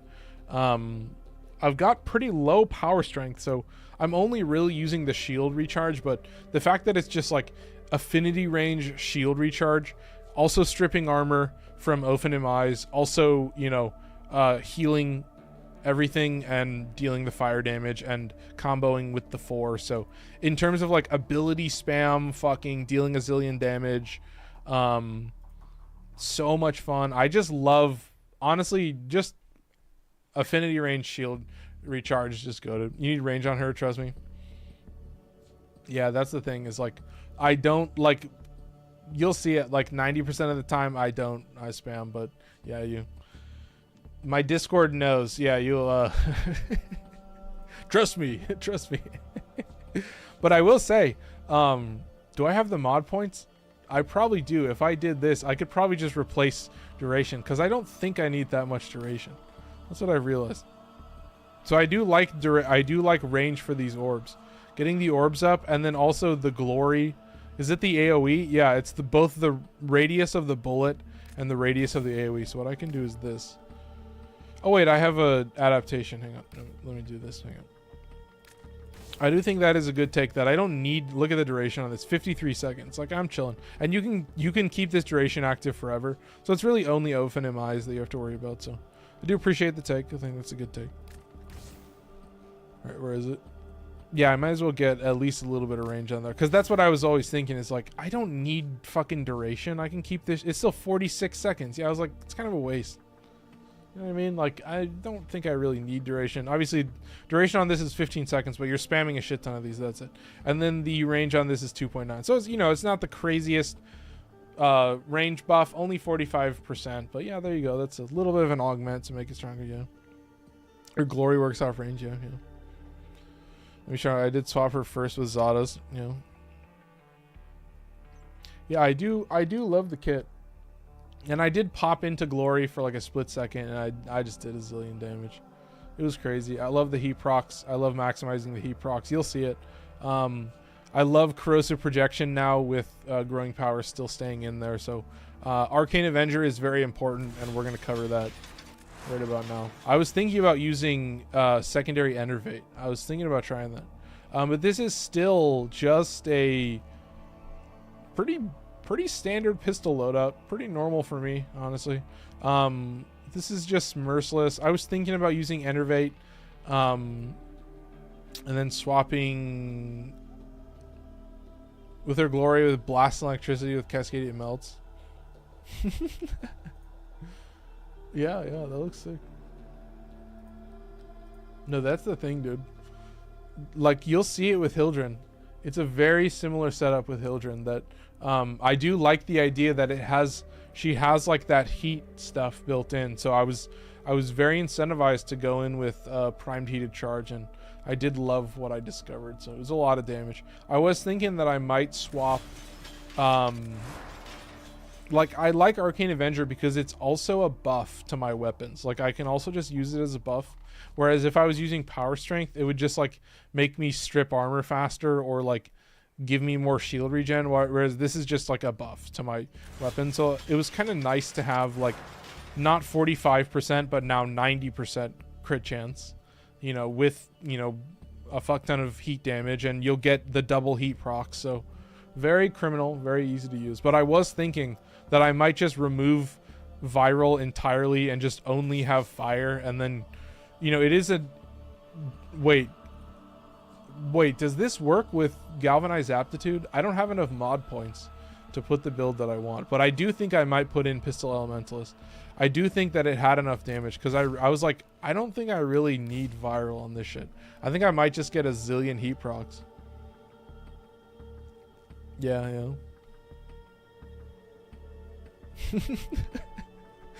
Hey, JC, if that's what you think, that's great to hear. Appreciate the feedback. That's all I can say. But yeah, I do think, I don't know, I kind of like the AoE. I used it very briefly, but I was like, oh, I think I can enjoy this. So, yeah, you'll see it real quick, but I want to test it with you guys live, because I realized that when I was testing it, I was killing an enemy before I was procking any status, and so I was like, if I'm gonna proc status, I might as well try out something different. So we'll see how it goes, but you know, generally the content that I'm playing is not even really going to be a good showcase of a power like this. So yeah, pretty easy to understand, but yeah, super powerful as just like a buff frame, like support, shield regen, you know, stripping the armor of everything on the playing field just by looking at them, and then you pop up into the glory for a little bit and, you know, just kind of wipe everything. It's so easy. At Temple, the Glamrock Warframe says hello, welcome in. Just so you can see, not trying to be the I'm really not. No, that's been my thing, is like, I love seeing everybody's playstyle, because that's what I always tell people is, it doesn't matter what your build is, you've made it work. Whatever your build is, you've made it work for the content that you play.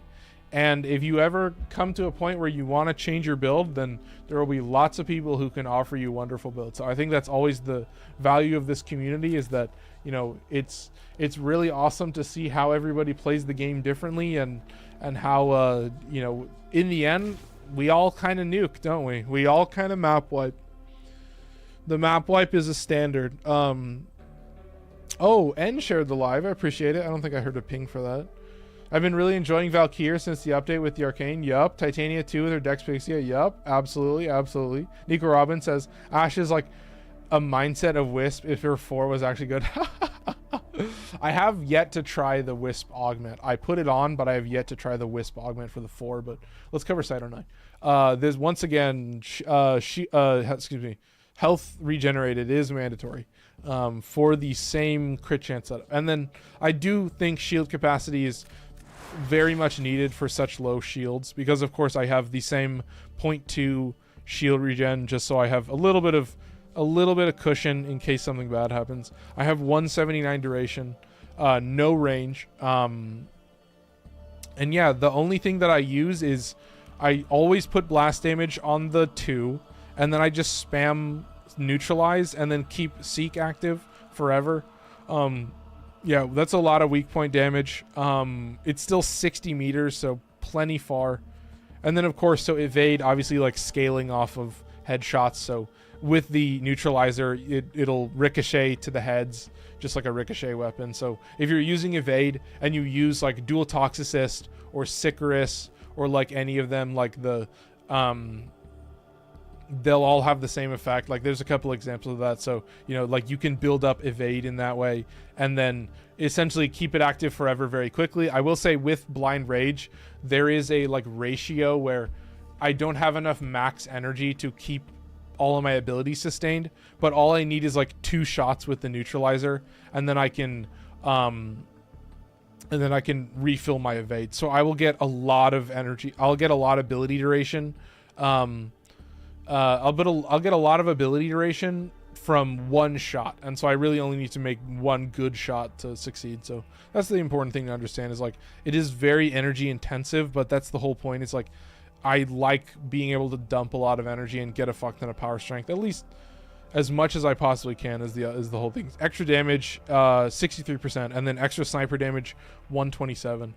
It is also Arcane Avenger and Arcane Crepuscular, so I'm not getting an extra crit buff, but yeah, so that's the important thing to understand. Is like this, whatever element you put on the weapon is a guaranteed status effect, and because it's a guaranteed status effect and it doesn't skew your stats pool, like if you talk about Nourish adds viral that like doesn't combine with your weapons, but it is added to your weapon damage, so your status chance doesn't change.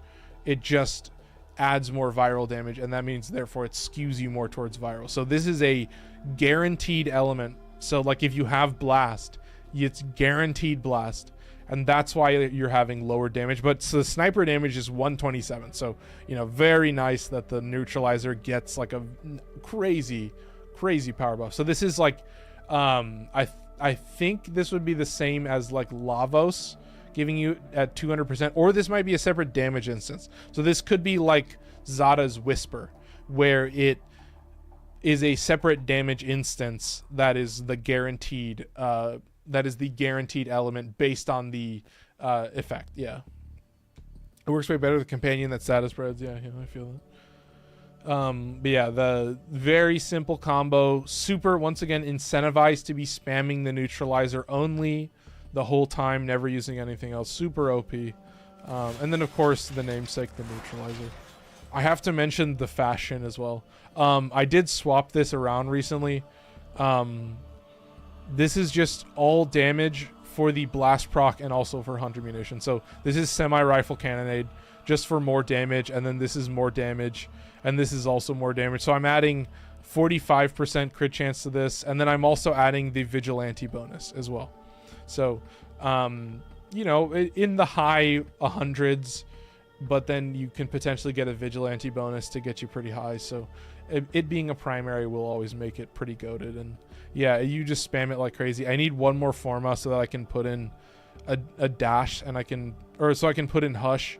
And then once the sniper is silent, then it is perfect. Then the enemies won't hear you, and you can just run around like crazy. But I have to just show off the Cyte-09 fashion.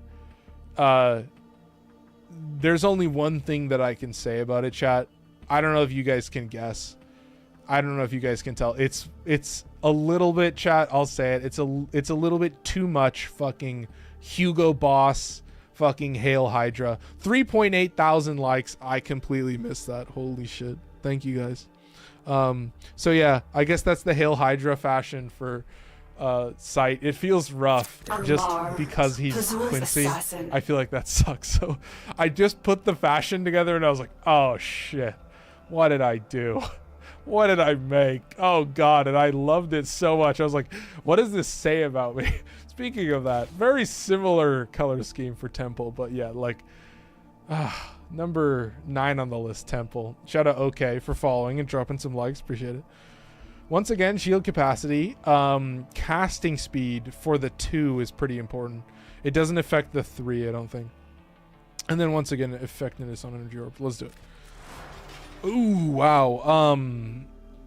The main thing is like, yeah, your 3 is like makes you invincible for 4 seconds. If you do it on the backbeat, it refills all your health, so it's a full health / shield gate.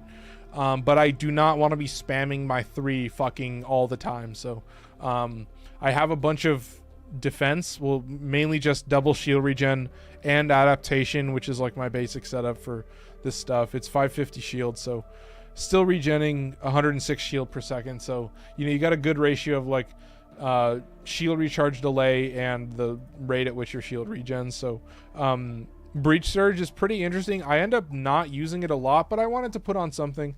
I will say Overdrive. So what Overdrive does is the main build that I use. I just only use it for the backbeat. You could use the 1 as well. Shout out Ink for sharing the live. Appreciate it. It's Ink.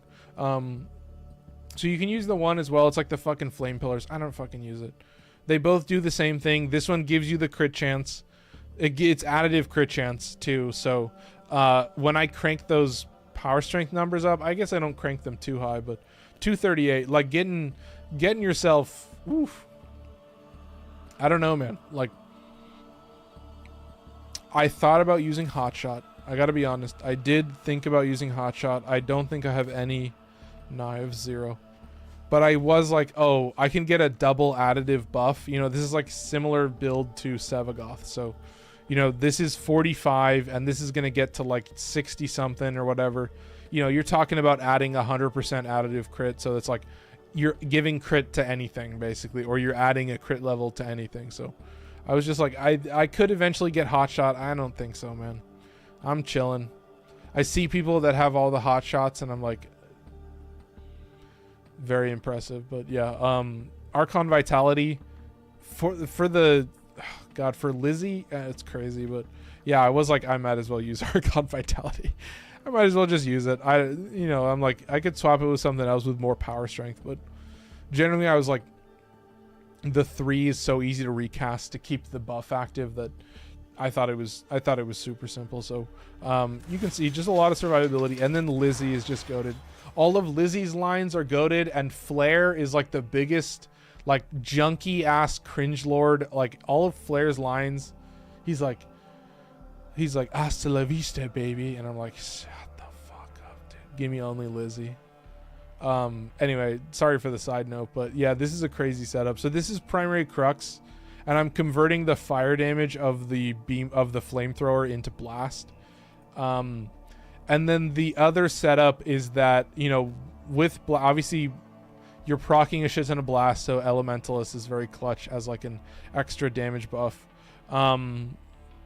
But the other thing is that obviously your 3 is giving you that fucking additive fire damage, and this is the same as Nourish. So this is why I mention Nourish elsewhere, is like for this ability, when you get to 750% fire damage, you'll be dealing a zillion damage and you'll kill everything instantly. But that's also all you'll be proccing is fire. You have so much fucking fire damage. So getting to 750 is pretty clutch, and it will just kind of max you out, and that's it. But that's why I have Crux in here, so I still get a little bit of blast procs. You know, that's the power, is like the amount of blast procs is still gonna be okay. But yeah, when you have that 750, it's a little bit absurd. So I'm skewing it as much as I can, but it's definitely still not enough. Like it is separate from this, so it will be blast and fire. They will be separate, so that is important. But yeah, it is a lot of, and this is mandatory. Sinister Reach is mandatory. I don't think there's a galvanized version of this. I think there's a galvanized version for the shotguns, but not for this. But yeah, that's Temple, number 9 on the list. Number 10 on the list. Oh fuck, it's 8:40. Jesus, I don't think I'll have time to talk. Well, I guess this will be an extra long stream. Hildryn Prime, number 10 on the list. Jesus Christ, 2 hours long. Where's, oh god, here we go. Double shield capacity, health, and then also double ability strength. So just like, I mean, this is one where I do love the Archon shards, but yeah, this is a 75% range. It was this weird thing where, how do I describe this? I needed max range pillage to like use it properly. It does also increase the AoE of the Aegis Scale of the Balefire. Like when you have the Aegis Scale, it creates the alt fire. You do the Aegis Storm, you do the alt fire. It's crazy, man. But yeah, I guess this is going to be an extra long stream. I was noticing that the only way for me to do it properly was to keep Haven active, spam pillage like literally 24/7, keep it always active, and then just run around alt firing, and then you could pretty much kill everything on the map like instantly. So pretty OP. I do still have Arcane Avenger in case I don't want to use Age of Scale, but yeah, there you go. Damn, we still have 8 Warframes left to talk about, but keep moving, power through it. This is taking way longer than I expected. Yeah, this is an interesting one. This is Blast and Corrosive, so it's still a shit ton of blast damage. You see that? Like, it's definitely weighted more towards blast, but I was like, oh, I might as well put Corrosive on there if you have that electricity proc. But I was thinking about leaving it as electricity. I was thinking about that with a weapon that deals this much damage, an electricity proc can kind of fuck shit up, and obviously the electric damage will still be calculated into the damage of the electric proc. So yeah, that's what I was thinking. Like the fact that it does so much damage and you can armor strip means that the electric proc will actually nuke. So this is what I mean. It's like I was like realizing recently that like, oh, on other setups I think the electric would be better because it's already got built-in electric. So I think I might put in, what would I put in? What's the mod choice? I think I would actually put in Pistol Elementalist would be my choice. I would lower the status chance overall, but I think that would be the choice that I would make. Or I could put in like, you know, like a crit chance or a crit damage mod, but I think for now that's what I'll do for that extra damage multiplier. Yeah, there you go. There's a little bit of a swap out. I did realize that like electricity has an insane amount of power when you can deal a lot of damage. So that's number 10 on the list, Hildryn. Let's do number 11 on the list, Valkyr. Ooh, Valkyr. Oh goodness, right here. All right. There's the other example of the 2 Tauforged purple shards. A shit ton of max energy, which is hard to spend, much harder to spend with Valkyr. It will scale up a lot and a lot and a lot, and then you'll start to drain your energy. The only reason I have casting speed is actually so that I cast my 4 and get into it faster. Because, you know, it's essentially you're invincible. Yeah, so you can just instantly cast it and you're invincible, and that's all you need. And I have Eternal War in here. I've got pretty decent power strength, and I'm getting that crit damage buff, so it's pretty powerful for that. But yeah, dude, it's a little bit criminal. But yeah, I mean, Wrathful Advance, I feel like the numbers are weird, but like definitely Hysteria is not an influence setup. It does not function the same. It's way different. But you'll kind of see it. I can tank some health damage and then swap to Hysteria to be invincible.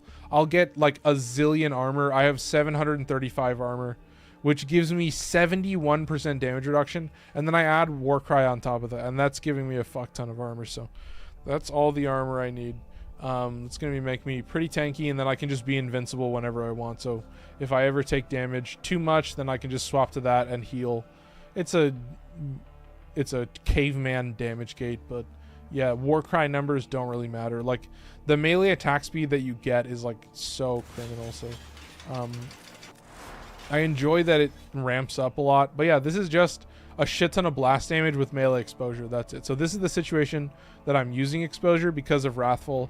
I'm keeping Wrathful active forever, so I'm hoping to proc blast. You know, this is giving me 120 plus 90, so it's giving me a pretty decent ratio. So it's 210. So, you know, this guy's giving me 240 corrosive, so still trying to keep the weight a little bit more. You know, like a single blast proc does a lot of power on a weapon like this, so if you can keep the ratio a little bit better, that's what I found is like, oh, sorry, let me swap back. If you can keep the ratio a little bit better, then that's what I found. But you get like a zillion % attack speed. It's really, really evil, and you are using Discipline's Merit, although I don't think I'm taking advantage of it as often as I want to. So definitely a crazy one, but yeah, there you go. Number 12 on the list, Gara Prime. Obviously, Gara Prime's second ability can give 90% damage reduction to anything. You can just click a defense target and it'll have 90% DR. Really crazy. Shield capacity and energy max. Look how standard. I do have casting speed. I was enjoying that. And then, of course, effectiveness on energy. All right.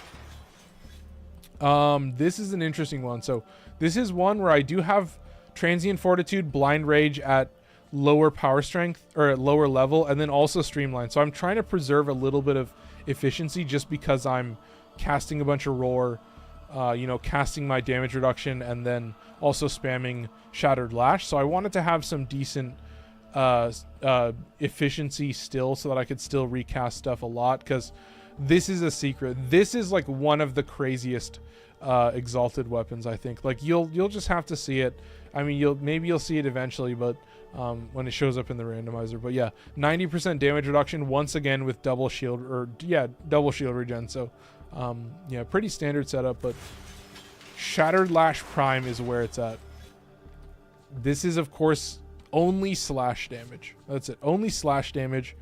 So what I've done, if you notice, the only crit chance that I'm getting is Arcane Avenger, and of course Galvanized Steel, and then also Gladiator Might. So Galvanized Steel putting me at 42. Gladiator Might is going to add another 110 to that, and then Arcane Avenger is going to add 45% additive crit to that. So it's putting me at about 100-ish, like 102, 105. Very low chance for an orange crit, but there was potentially some orange crits is what I was seeing.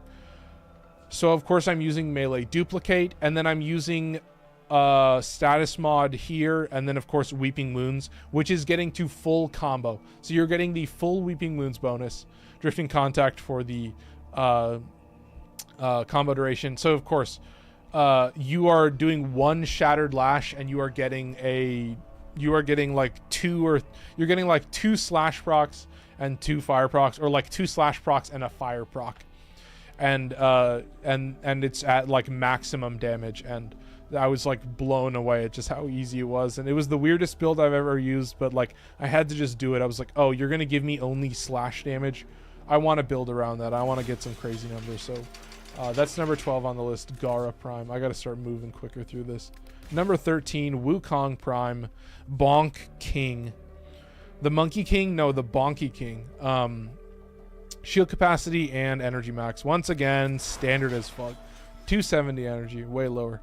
Well, not way lower, a little bit lower.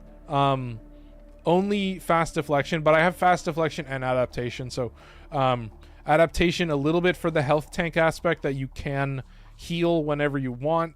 And then you have 1500 armor from Defy. So you do have the power of a health tank. You've got a little bit of shield regen, just so that you're not always taking health damage. And then of course Molt Augmented and Arcane Avenger. So the same setup with Wrathful Advance, just insanely efficient, just a fuck ton of crit chance. Very evil. Yeah, Monkey King bonk to the max. And then of course this is the true bonk fluence setup. Obviously a heavy slam deals all blast damage. So if I look at the stat spread, when that says 26% electricity, that's the same as the heavy slam. Because the heavy slam is just 100% of the damage is blast. And then currently I have 2 60% electricity mods, so that's getting me to 120 electricity. So I have a slightly better chance for electricity, but I'm adding Galvanized Elementalist, and I'm adding Weeping Wounds at 4 stacks only because of course Galvanized Reflex. So it's a couple standard mods, and then of course getting Wrathful Advance. So Seismic Wave is the favorable one for the slam attack, because obviously your damage is scaling up. Did I even talk about the augment Primal Rage, which gives you I'll show it here because it's 150% crit chance. So it's modded crit chance. So you're getting like additive crit from Wrathful, additive crit from Arcane Avenger, modded crit from that, and then that should be it. And then yeah, Galvanized Steel is also modded crit. So it was a little bit criminal, and yeah, one of the silliest bonking weapons I've ever used. But yep, still number 13 on the list. So very easy to talk about, and all I did was just run around and slam. Just come on and slam. That's all you got to do. Number 14 on the list, Dante. I got to play some Warframes. I'll play the top 3. I should have time to at least do that. Dante. Yeah, this was an extra long stream. I'll try to do better next time. Yeah, Truculence is cool. I do enjoy using that. It's pretty simple to use. Oh, I should hang on that longer. Yeah, it gives max stacks of viral. it works decently well. You can see the wave propagate on the ground, so I don't think it's the worst thing in the world. It is something that you will proc constantly, which is important. The light verse, I mean, you could talk about all 4 of them. You know, this giving you the insane amount of overguard instantly, very cheap in the end. Like, I have a bunch of efficiency, I have prime flow, like I have a lot of power in here, but yeah, I do enjoy, you know, Noctua as an alt fire is, or excuse me, as a Exalted, I do think is still pretty strong.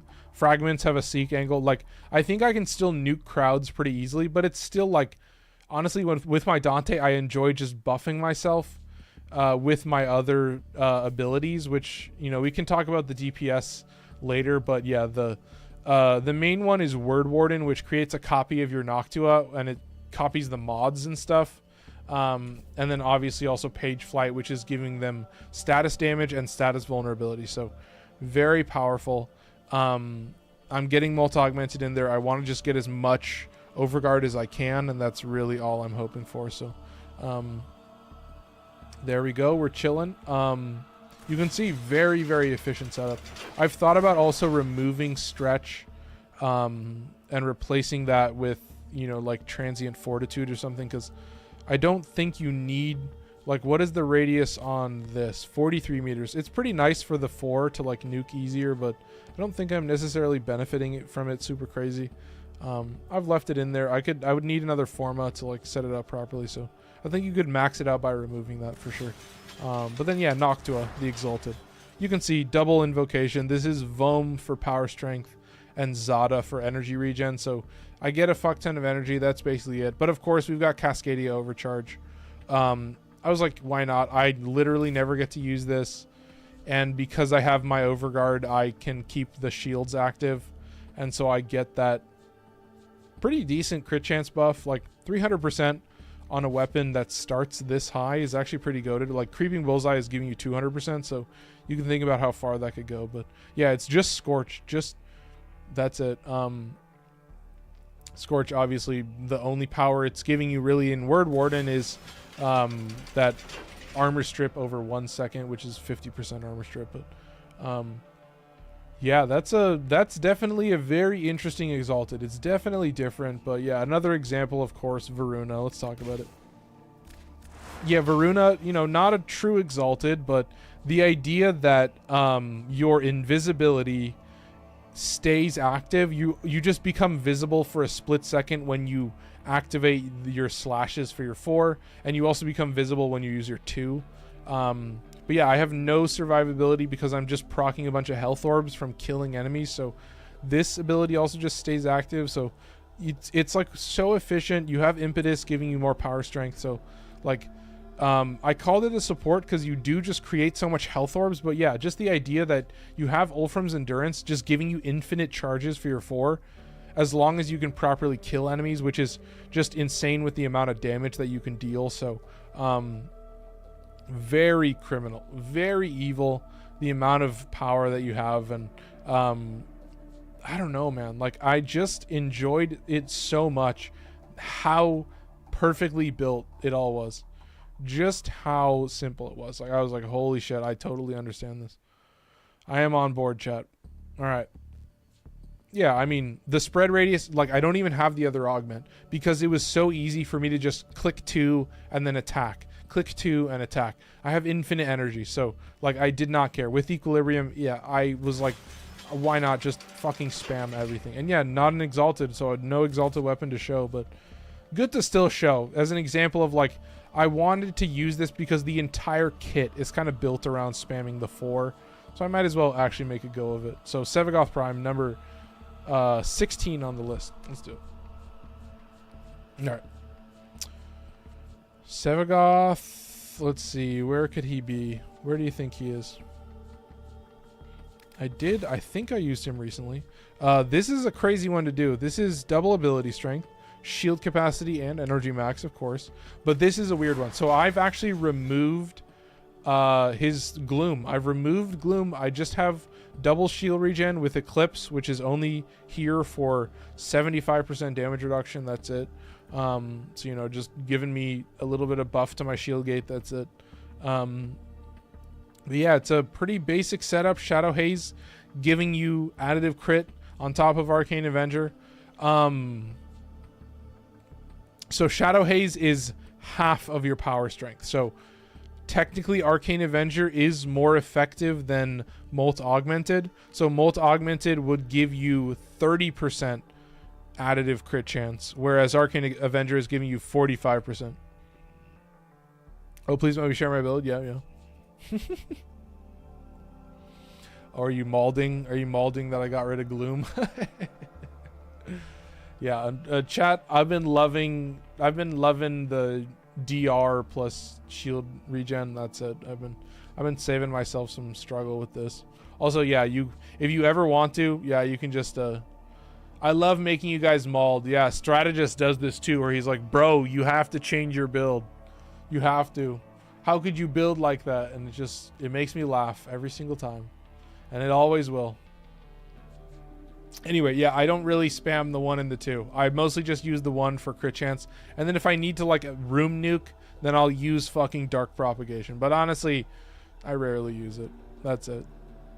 I honestly do. Like, and the fucking shadows, dude, I spam this ability so much. I literally always have this ability active. They both cost 25, right? No, this one costs 50. Okay, so yeah, I mean, it's not a very expensive ability to recast, but yeah, the double shield regen has just saved me some grace. Once again, having the Tauforged Blue also does give me a little bit more shield regen per second, so it does save me there, but yeah, if you're just now learning how strong Blast is on, I don't remember which setup exactly it was, but there's your answer, chat. Our builds are different for a reason. I've just shared it to the Discord. Yeah, appreciate it. Anyway, Shadow Time. Yeah, the 1. 35 meters of a pull. 80-degree pull. Pretty nice. But yeah, still pretty normal. Yeah, it's kind of crazy. Honestly, dude, I don't know how this tier list... I mean, I do think I should show off the top 3, but it's going to be an extra long tier list. What is the idea? You cast the 3 and it has the effect. Does it say in the tooltip? Shadow's Death Harvest also inflicts So that's this ability. And Death's Harvest originally only inflicts the Shadow Haze. Yeah, it inflicts the damage vulnerability. So now it inflicts both. This is 75% range, so not crazy high, but yeah, Rage, take some damage, come back to full health, have the Arcane Grace plus adaptation. And then yeah, if you need to revive, you need to revive, and that's about it. Claw time, chat. If you swap Power Drift for preparation, it means you can get more strength or range on the Shadow, that is. Oh yeah, that's true, that's true. Yeah, I guess, yeah, you could put Augur Secrets in there as well. But yeah, like I said, I pretty much only ever keep this active for like a split second, but I do think, do I have preparation maxed out? I mean, do I have the points for it? I don't have the points for it. And this is a V as well. So I'd have to put in a form. I mean, it's triple Umbra as well. You can get max energy per spawn. Yeah. So that's definitely a way to go. I appreciate it. But let's move on. Yeah, just spamming. Oh, I realize I have Discipline's Merit in here. I probably actually want, whatchamacallit, Dreamer's Wrath. Just so I can use Animosity. Although what I have been thinking, because it is guaranteed slash procs, I might as well just rock that. Although am I casting, does it count for the abilities of, well, that's interesting. That's got me questioning now. That's got me very curious. What is this? On melee kill plus 210 armor? Yeah, I'm kind of debating.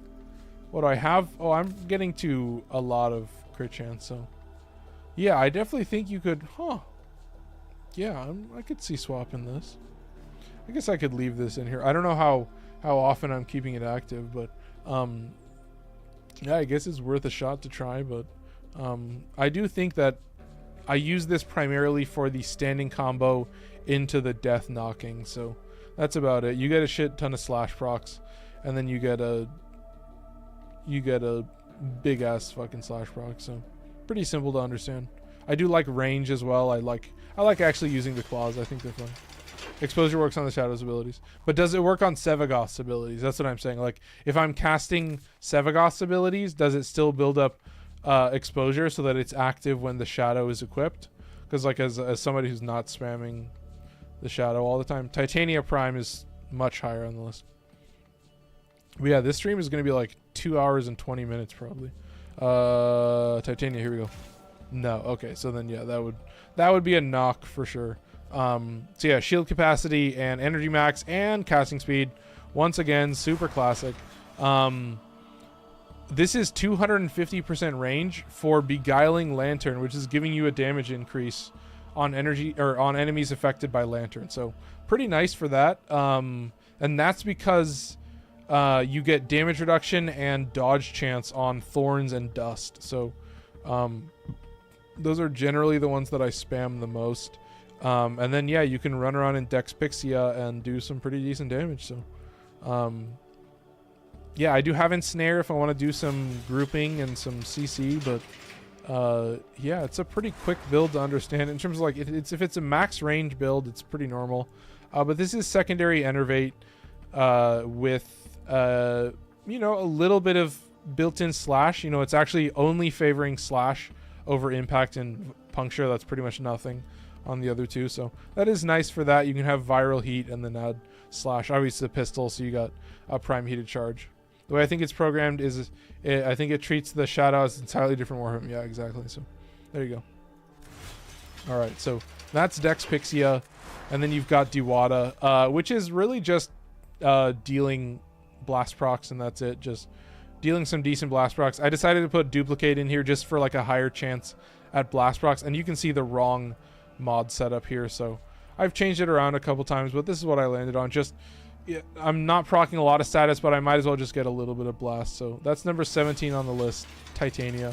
I'm trying to burn through this because I do need to actually still play Warframe at least a little bit, but oh, it's a little bit grueling. I'm debating, Chad, and 2 hours in, I should show the top 3, Chad. Come on.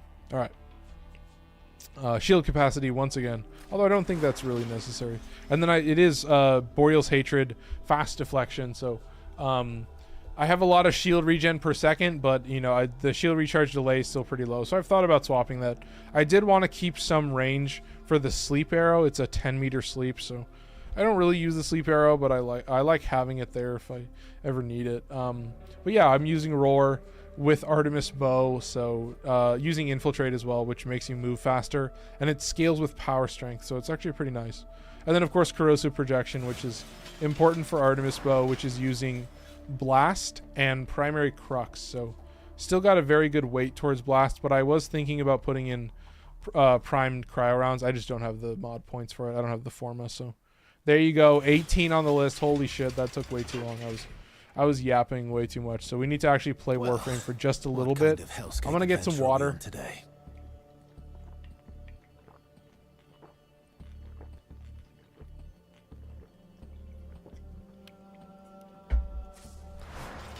But I feel like it's bound to happen.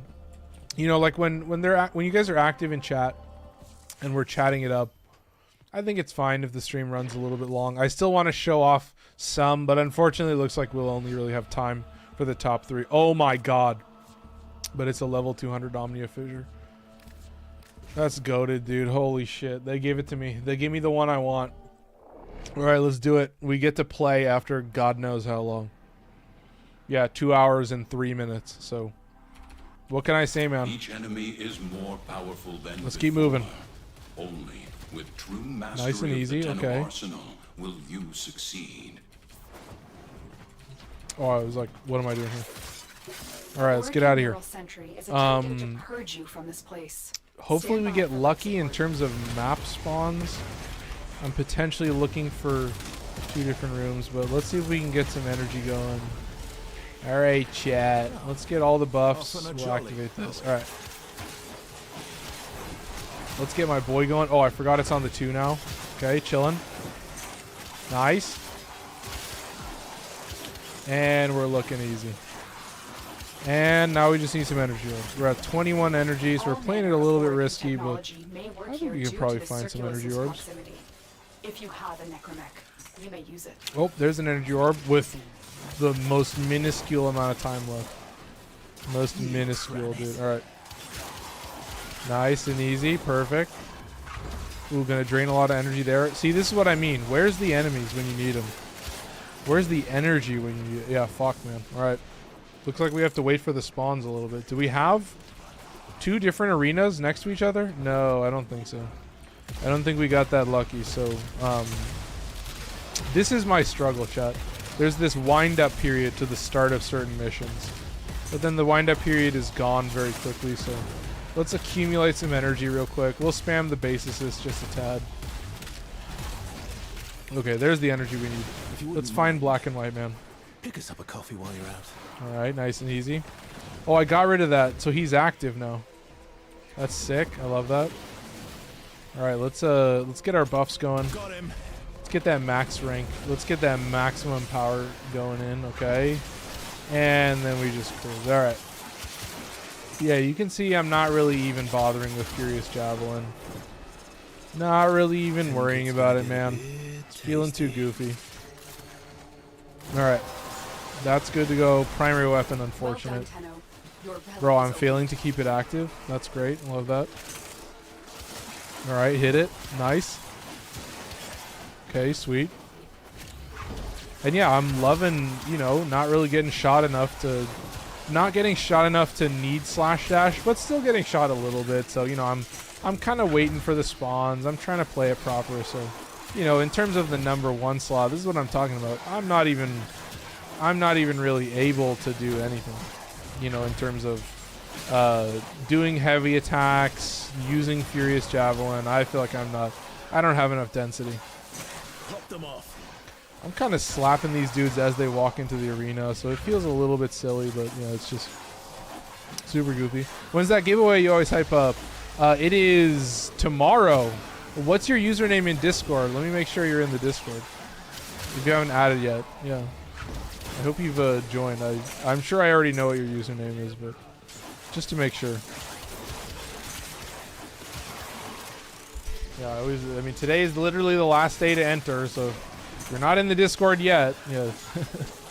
I hype it up for a reason that, you know, for the people that are actually showing up and it's easy for them and they enjoy being in the Discord, I think it's effortless for them to just potentially win some free shit. So I try to mention it as much as I can, but you're seeing it, chat. I have too much energy. I'm at max energy and all these energy orbs are getting wasted, so yeah. You're done. There's a giveaway? Yeah, so you're in the Discord. So you're entered in the giveaway now. So the giveaway happens once a month, but tomorrow's giveaway is my birthday giveaway. So I am actually doing 2 rolls, so 2 people are going to win this month. So you are going to win a max rank Acolyte Arcane. You're going to win a Prime Warframe or a Prime set of your choice. Prime Warframe set of your choice. Ones that I've collected, and then you're going to win either 3 or 4 Veiled Ribbons from the random list of ribbons that I have available. So yeah. Fighters will soon attack. All right, chat. Yeah, look at this. Oh, there's Mania. Goodbye, Mania. Nice and easy. All right, easy clap. Yeah, look at this. Oh, I need to recast Exalted Blade now that I have the buff active. Yeah, Lua drops the skull emoji. Has detected you. Fighters incoming. Well, I hope that Digby was in the Discord because he's gone now, I think. But yeah, Digby, you let me know. You know, it's a pretty manual process at this point. I've been thinking about making it a bit more automated, and what I want is a bot that just scrapes anybody that sent a message for that month. That's all I want, and I want to just see a list of everybody that sent a message for that month, and then also anybody that, because I can handle the people who join the Discord. I can just see that in the updates section. But like what I want to see is all the people that were talking, because the regulars are always talking, so I'm never worried about them. Shout out Archive for saying what's up. Welcome in. But yeah, that's what I mean is, like, you know, I have like, I'm putting together like a list of like we've got the regulars, you know, we've got the chatters, and you know, I'm trying to get it down. So, you know, if you guys have any thoughts on Ooh, Jesus. Was that the? Did I get hit by all of the? Did I get hit by all the mag procs? That might have been. That might have been all 3 lasers, chat. I felt that a little bit. Oh, I can do this. I gotta remember that. All right, let's do this, and then yeah, we're chilling now. Okay, sorry, chat. Well, that's what it's there for, I guess. So, I think I had a bad showing there right at the end, but hey, it's inevitable. I'm glad, and now I'm actually making good use of this energy. Dude, I enjoy slash dash because it will. Does it regen my shields? I don't know if it regens my shields, but it does make me invincible. So you know, while not technically regenning my shields, it does allow me to regen my shields. Just selling a new mod. Yeah, appreciate it. That's sick. What are you getting some good plat for it? I realized, dude, I have a bunch of Tennokai mods. I have like all the good Tennokai mods, and those things sell for some pretty decent plat. So if you're willing to, you know, if an Alchemy Omnia shows up, grind that shit. I only play for 25 minutes, so technically I'm playing a little inefficient. Like I should be playing for like 40 minutes, but I play for 5 rounds at a time because of the relic drop chance. I would be crazy if I got a Hell Scrub Omnia. I think that would be fucking goated. Yeah, give me a Tekrot Hell Scrub and a Scaldra Hell Scrub, and that's it. Do not give me a Defense Omnia. Do not give me that shit. Please, for the love of God. Just make it so that I can solo all the Omnias. Like a Hell Scrub would be so much simpler. So that was Excalibur Umbra. Next up is Mesa Prime. Let's do it. You've seen the build. Zaw Riven mod. Okay, yeah, I got you. That's a pretty good one. That's kind of worth it. All right. What are we doing? Oh, yeah, sorry. Getting distracted. Let's do this. Keep moving. Nice. All right, chat. Yeah, we got to just cruise through this, dude. I'm ready for it, though. Like, you'll see that, like, these are the primary 2 that are, like, the different ways that I think about Exalteds that, you know, some Exalteds are, like, I'm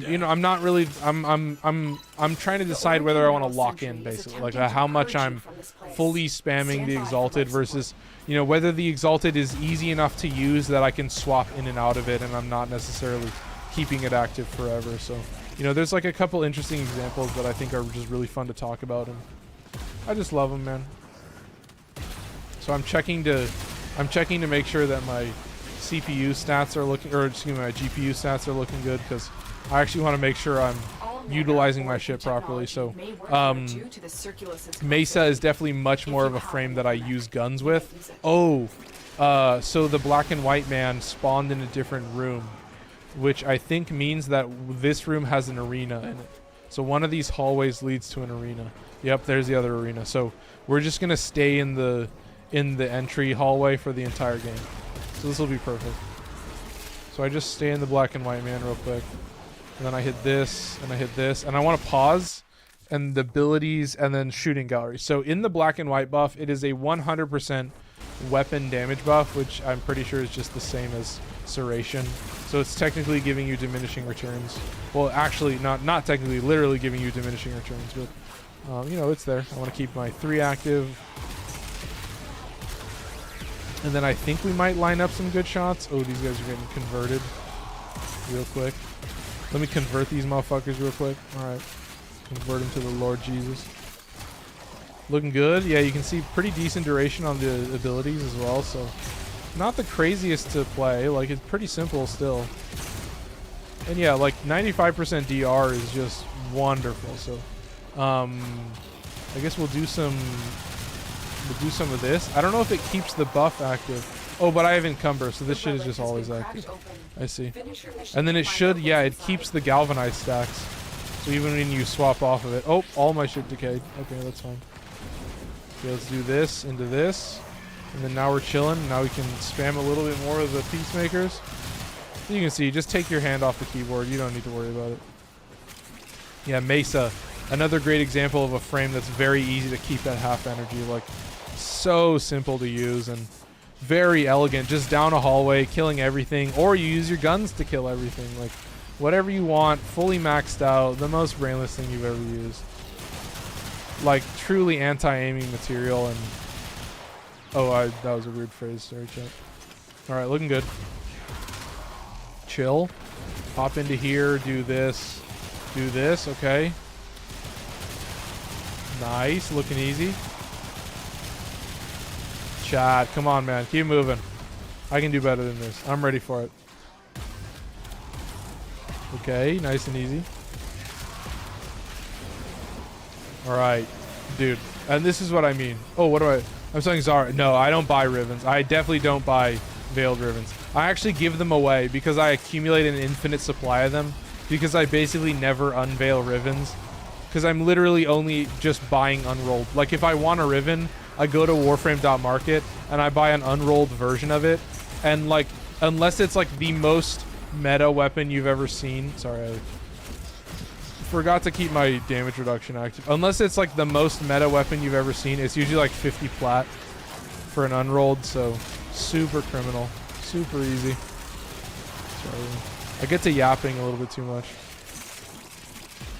But you can see this shit is just too satisfying. Just way too goofy. You know, it doesn't really matter what kind of status chance you're getting because you just kind of fuck shit up. So it is weird to have like 3 duration-based abilities. Like that does kind of struggle sometimes to like keep all of them active. Oh, that's sick though. I'm pretty sure. Oh wait, no, it doesn't proc drawing. Does it proc drawing power? I'm not sure. Anyway. I just updated your dojo. That's sick. That's awesome. The dojo grind is goated. My dojo is like the most sterile. My dojo is like straight up brutalist. Not to bring up Hugo Boss and fucking Hail Hydra again. But my dojo is like, here's the lab room. Here's a bunch of side rooms. Here's like the ship room. Oh, I guess I could definitely nuke Malice like this. Where the fuck are you, dude? Am I even shooting you? No, I'm not shooting you. I'm shooting the enemies around you. I swear to God. That shit pisses me off sometimes. That's the one thing that actually does piss me off. Oh, we should definitely use it over here. Okay, they're all dead. And my third ability decayed again. Just always having my abilities decay. Just always. Yeah, you can see it's a complete joke. What are we at? 474. Yeah, we're doing great on KPS. KPM's super high. Feeling good. Got the wind in my hair. Whatever hair I still have. Hey, the wind still blows through this shit. I just get freezing cold, that's all. Alright, there you go. Easy clap. Nice and chill. Alright, dude. Here you go. Keep moving. Woof. Dual Zoran Prime. Oh my god. Wonderful. Don't you just love to see it? Wait, does this mean I have a bunch of Lavos relics? No way. I guess that's what that means. Anyway, that's number 2 on the list, Mesa Prime. Should we nuke these guys? Yeah, I think we have to. After insulting like that. Oh, my boy's dead? Oh, that sucks. Oh, they're both dead. Sorry, I accidentally killed them with the base assist. Sorry, I accidentally spammed my weapons instead of showing the Exalted weapon properly. So sorry about that, chat. Too much of a weapon spammer, as always. Cringe Lord Amar, doing nothing but shooting guns. Alright, we're out of here. Let's get moving. Let's get the fuck out of here. We'll do one more. 9:18. Yeah, definitely pushing my luck here, so appreciate everybody for stopping by for the extra long stream. It seems that I'm going to have to be a little bit better about the tier list and just yapping quicker. Like the primary tier list is the main thing. I feel like once I'm in the builds, then I'm chilling. I can get in a groove with the builds. But yeah, I'll do one more and then we got to call it. 2 hours and 20 minutes. This is crazy, man. I'm grinding. I'm getting a little sleepy. I'm ready to stand up and stretch my legs a little bit. But let's do the quick swap. We'll do number 3 on the list, of course. Baruuk.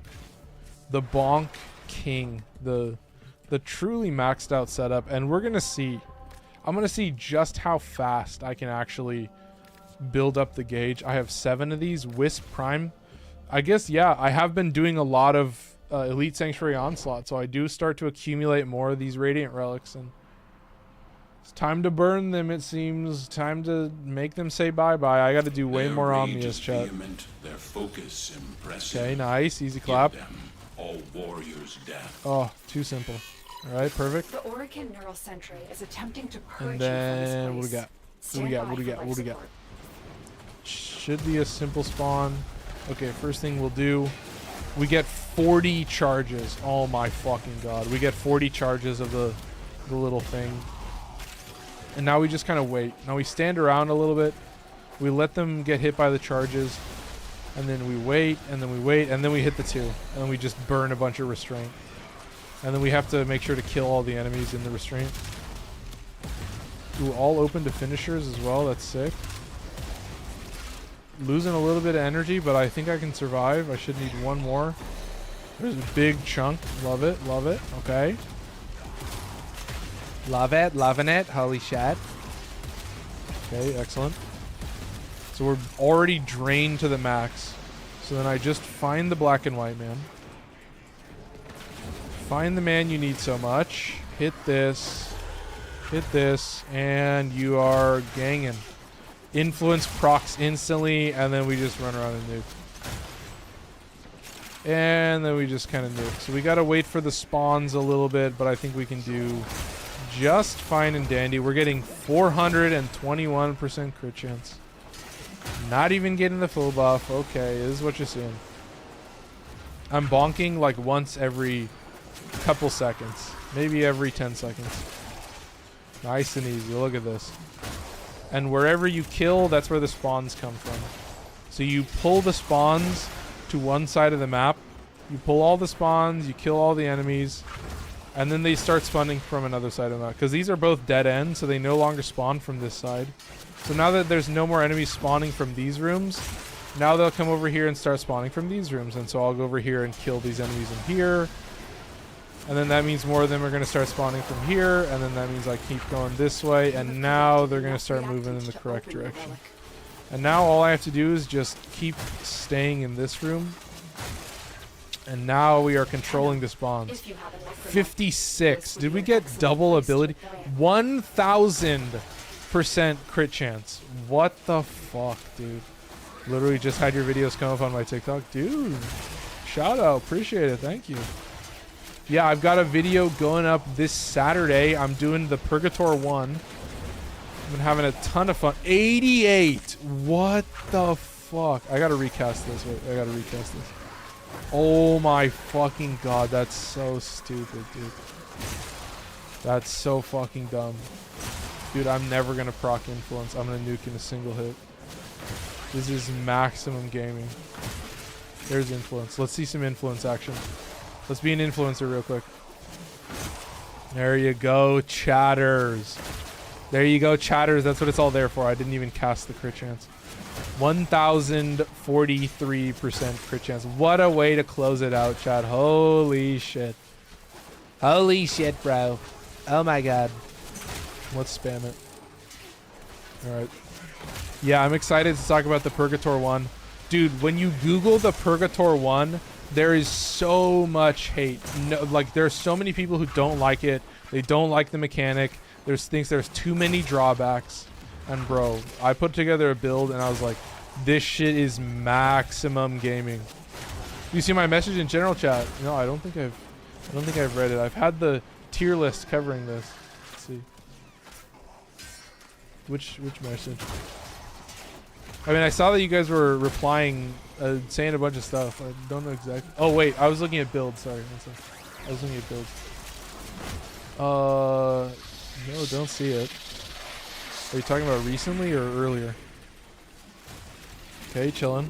About Excalibur getting melee combo from the way. Yeah, they did change that. Yeah, that was goated. That was a welcome change. Gives you a shit ton of combo. If they detect you, all right, chat. Look at this. Yep. Well, that was a wonderful change. Last night sometime. Oh yeah. No, I mean I've known about it. I mean, it was kind of a similar thing with Excalibur where I was dealing so much damage that I wasn't like hitting enemies enough, if that makes sense. Like the influence was doing too good and I wasn't really building a lot of combo. It was a little bit unfortunate to see, but I did kind of feel it. 485. Yeah, we're doing good on the KPMs. There we go, chat. Maximum gaming.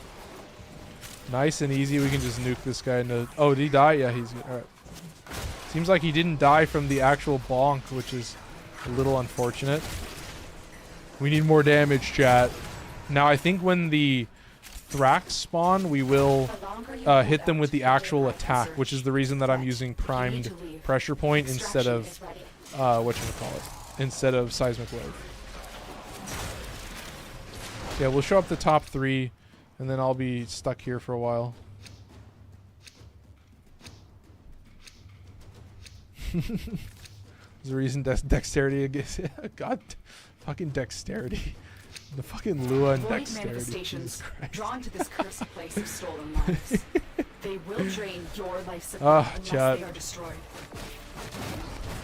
No, unfortunately, I don't use dexterity. It was such an interesting thing. I was like, yeah, there are just certain setups. Like, Khora's Whip Claw is actually way more goated because it's so much easier to keep active. Yeah, I don't really ever use dexterity. I have generally no use for combo duration except, like, yeah, in the case of Excalibur. But yeah, the perfect example where it just, the power exists as it is, and I feel no need to even have, like, combo duration buffs, because I feel like getting a higher combo is not something that even really happens. I just, like, I don't know.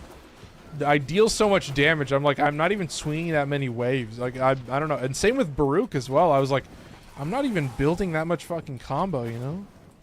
Especially for melee pseudo exalted, like, or you can actively use a glaive plus secondary if you need higher damage. No, and that was my thing, is like, I had the combo duration mod, and that was pretty much all I need. But no, I'm not a dexterity stand, unfortunately. I won't be convinced.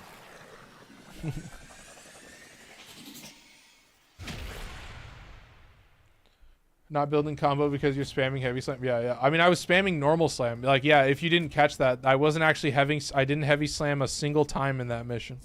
That was normal slam. So yeah, that's one of the powers of Baruuk, is that the normal slam is actually drastically goated. So there you go, a little bit of a secret there. But yeah, chat, that's all I got for you. I am tired. That was 2.5 hours almost. So appreciate everybody for stopping by. If you are watching on YouTube, I do appreciate it if you drop a like. You know, I hope the Monday stream does well in the future. Number doesn't build combo. Yeah, exactly. Doesn't build combo, but you can see, like, I wasn't even spamming the waves. Yeah. So that's all I got for you. And yeah, link to my Discord is in the profile on TikTok. It is in the description on YouTube and is in the about section on Twitch. So go there, join the Discord. Today is the last day for this month. The raffle is happening tomorrow. And yeah, I hope you guys have a good night. I hope you guys enjoyed the longer stream. That's worth a like. So that's all I got for you. Take care. I'm out of here.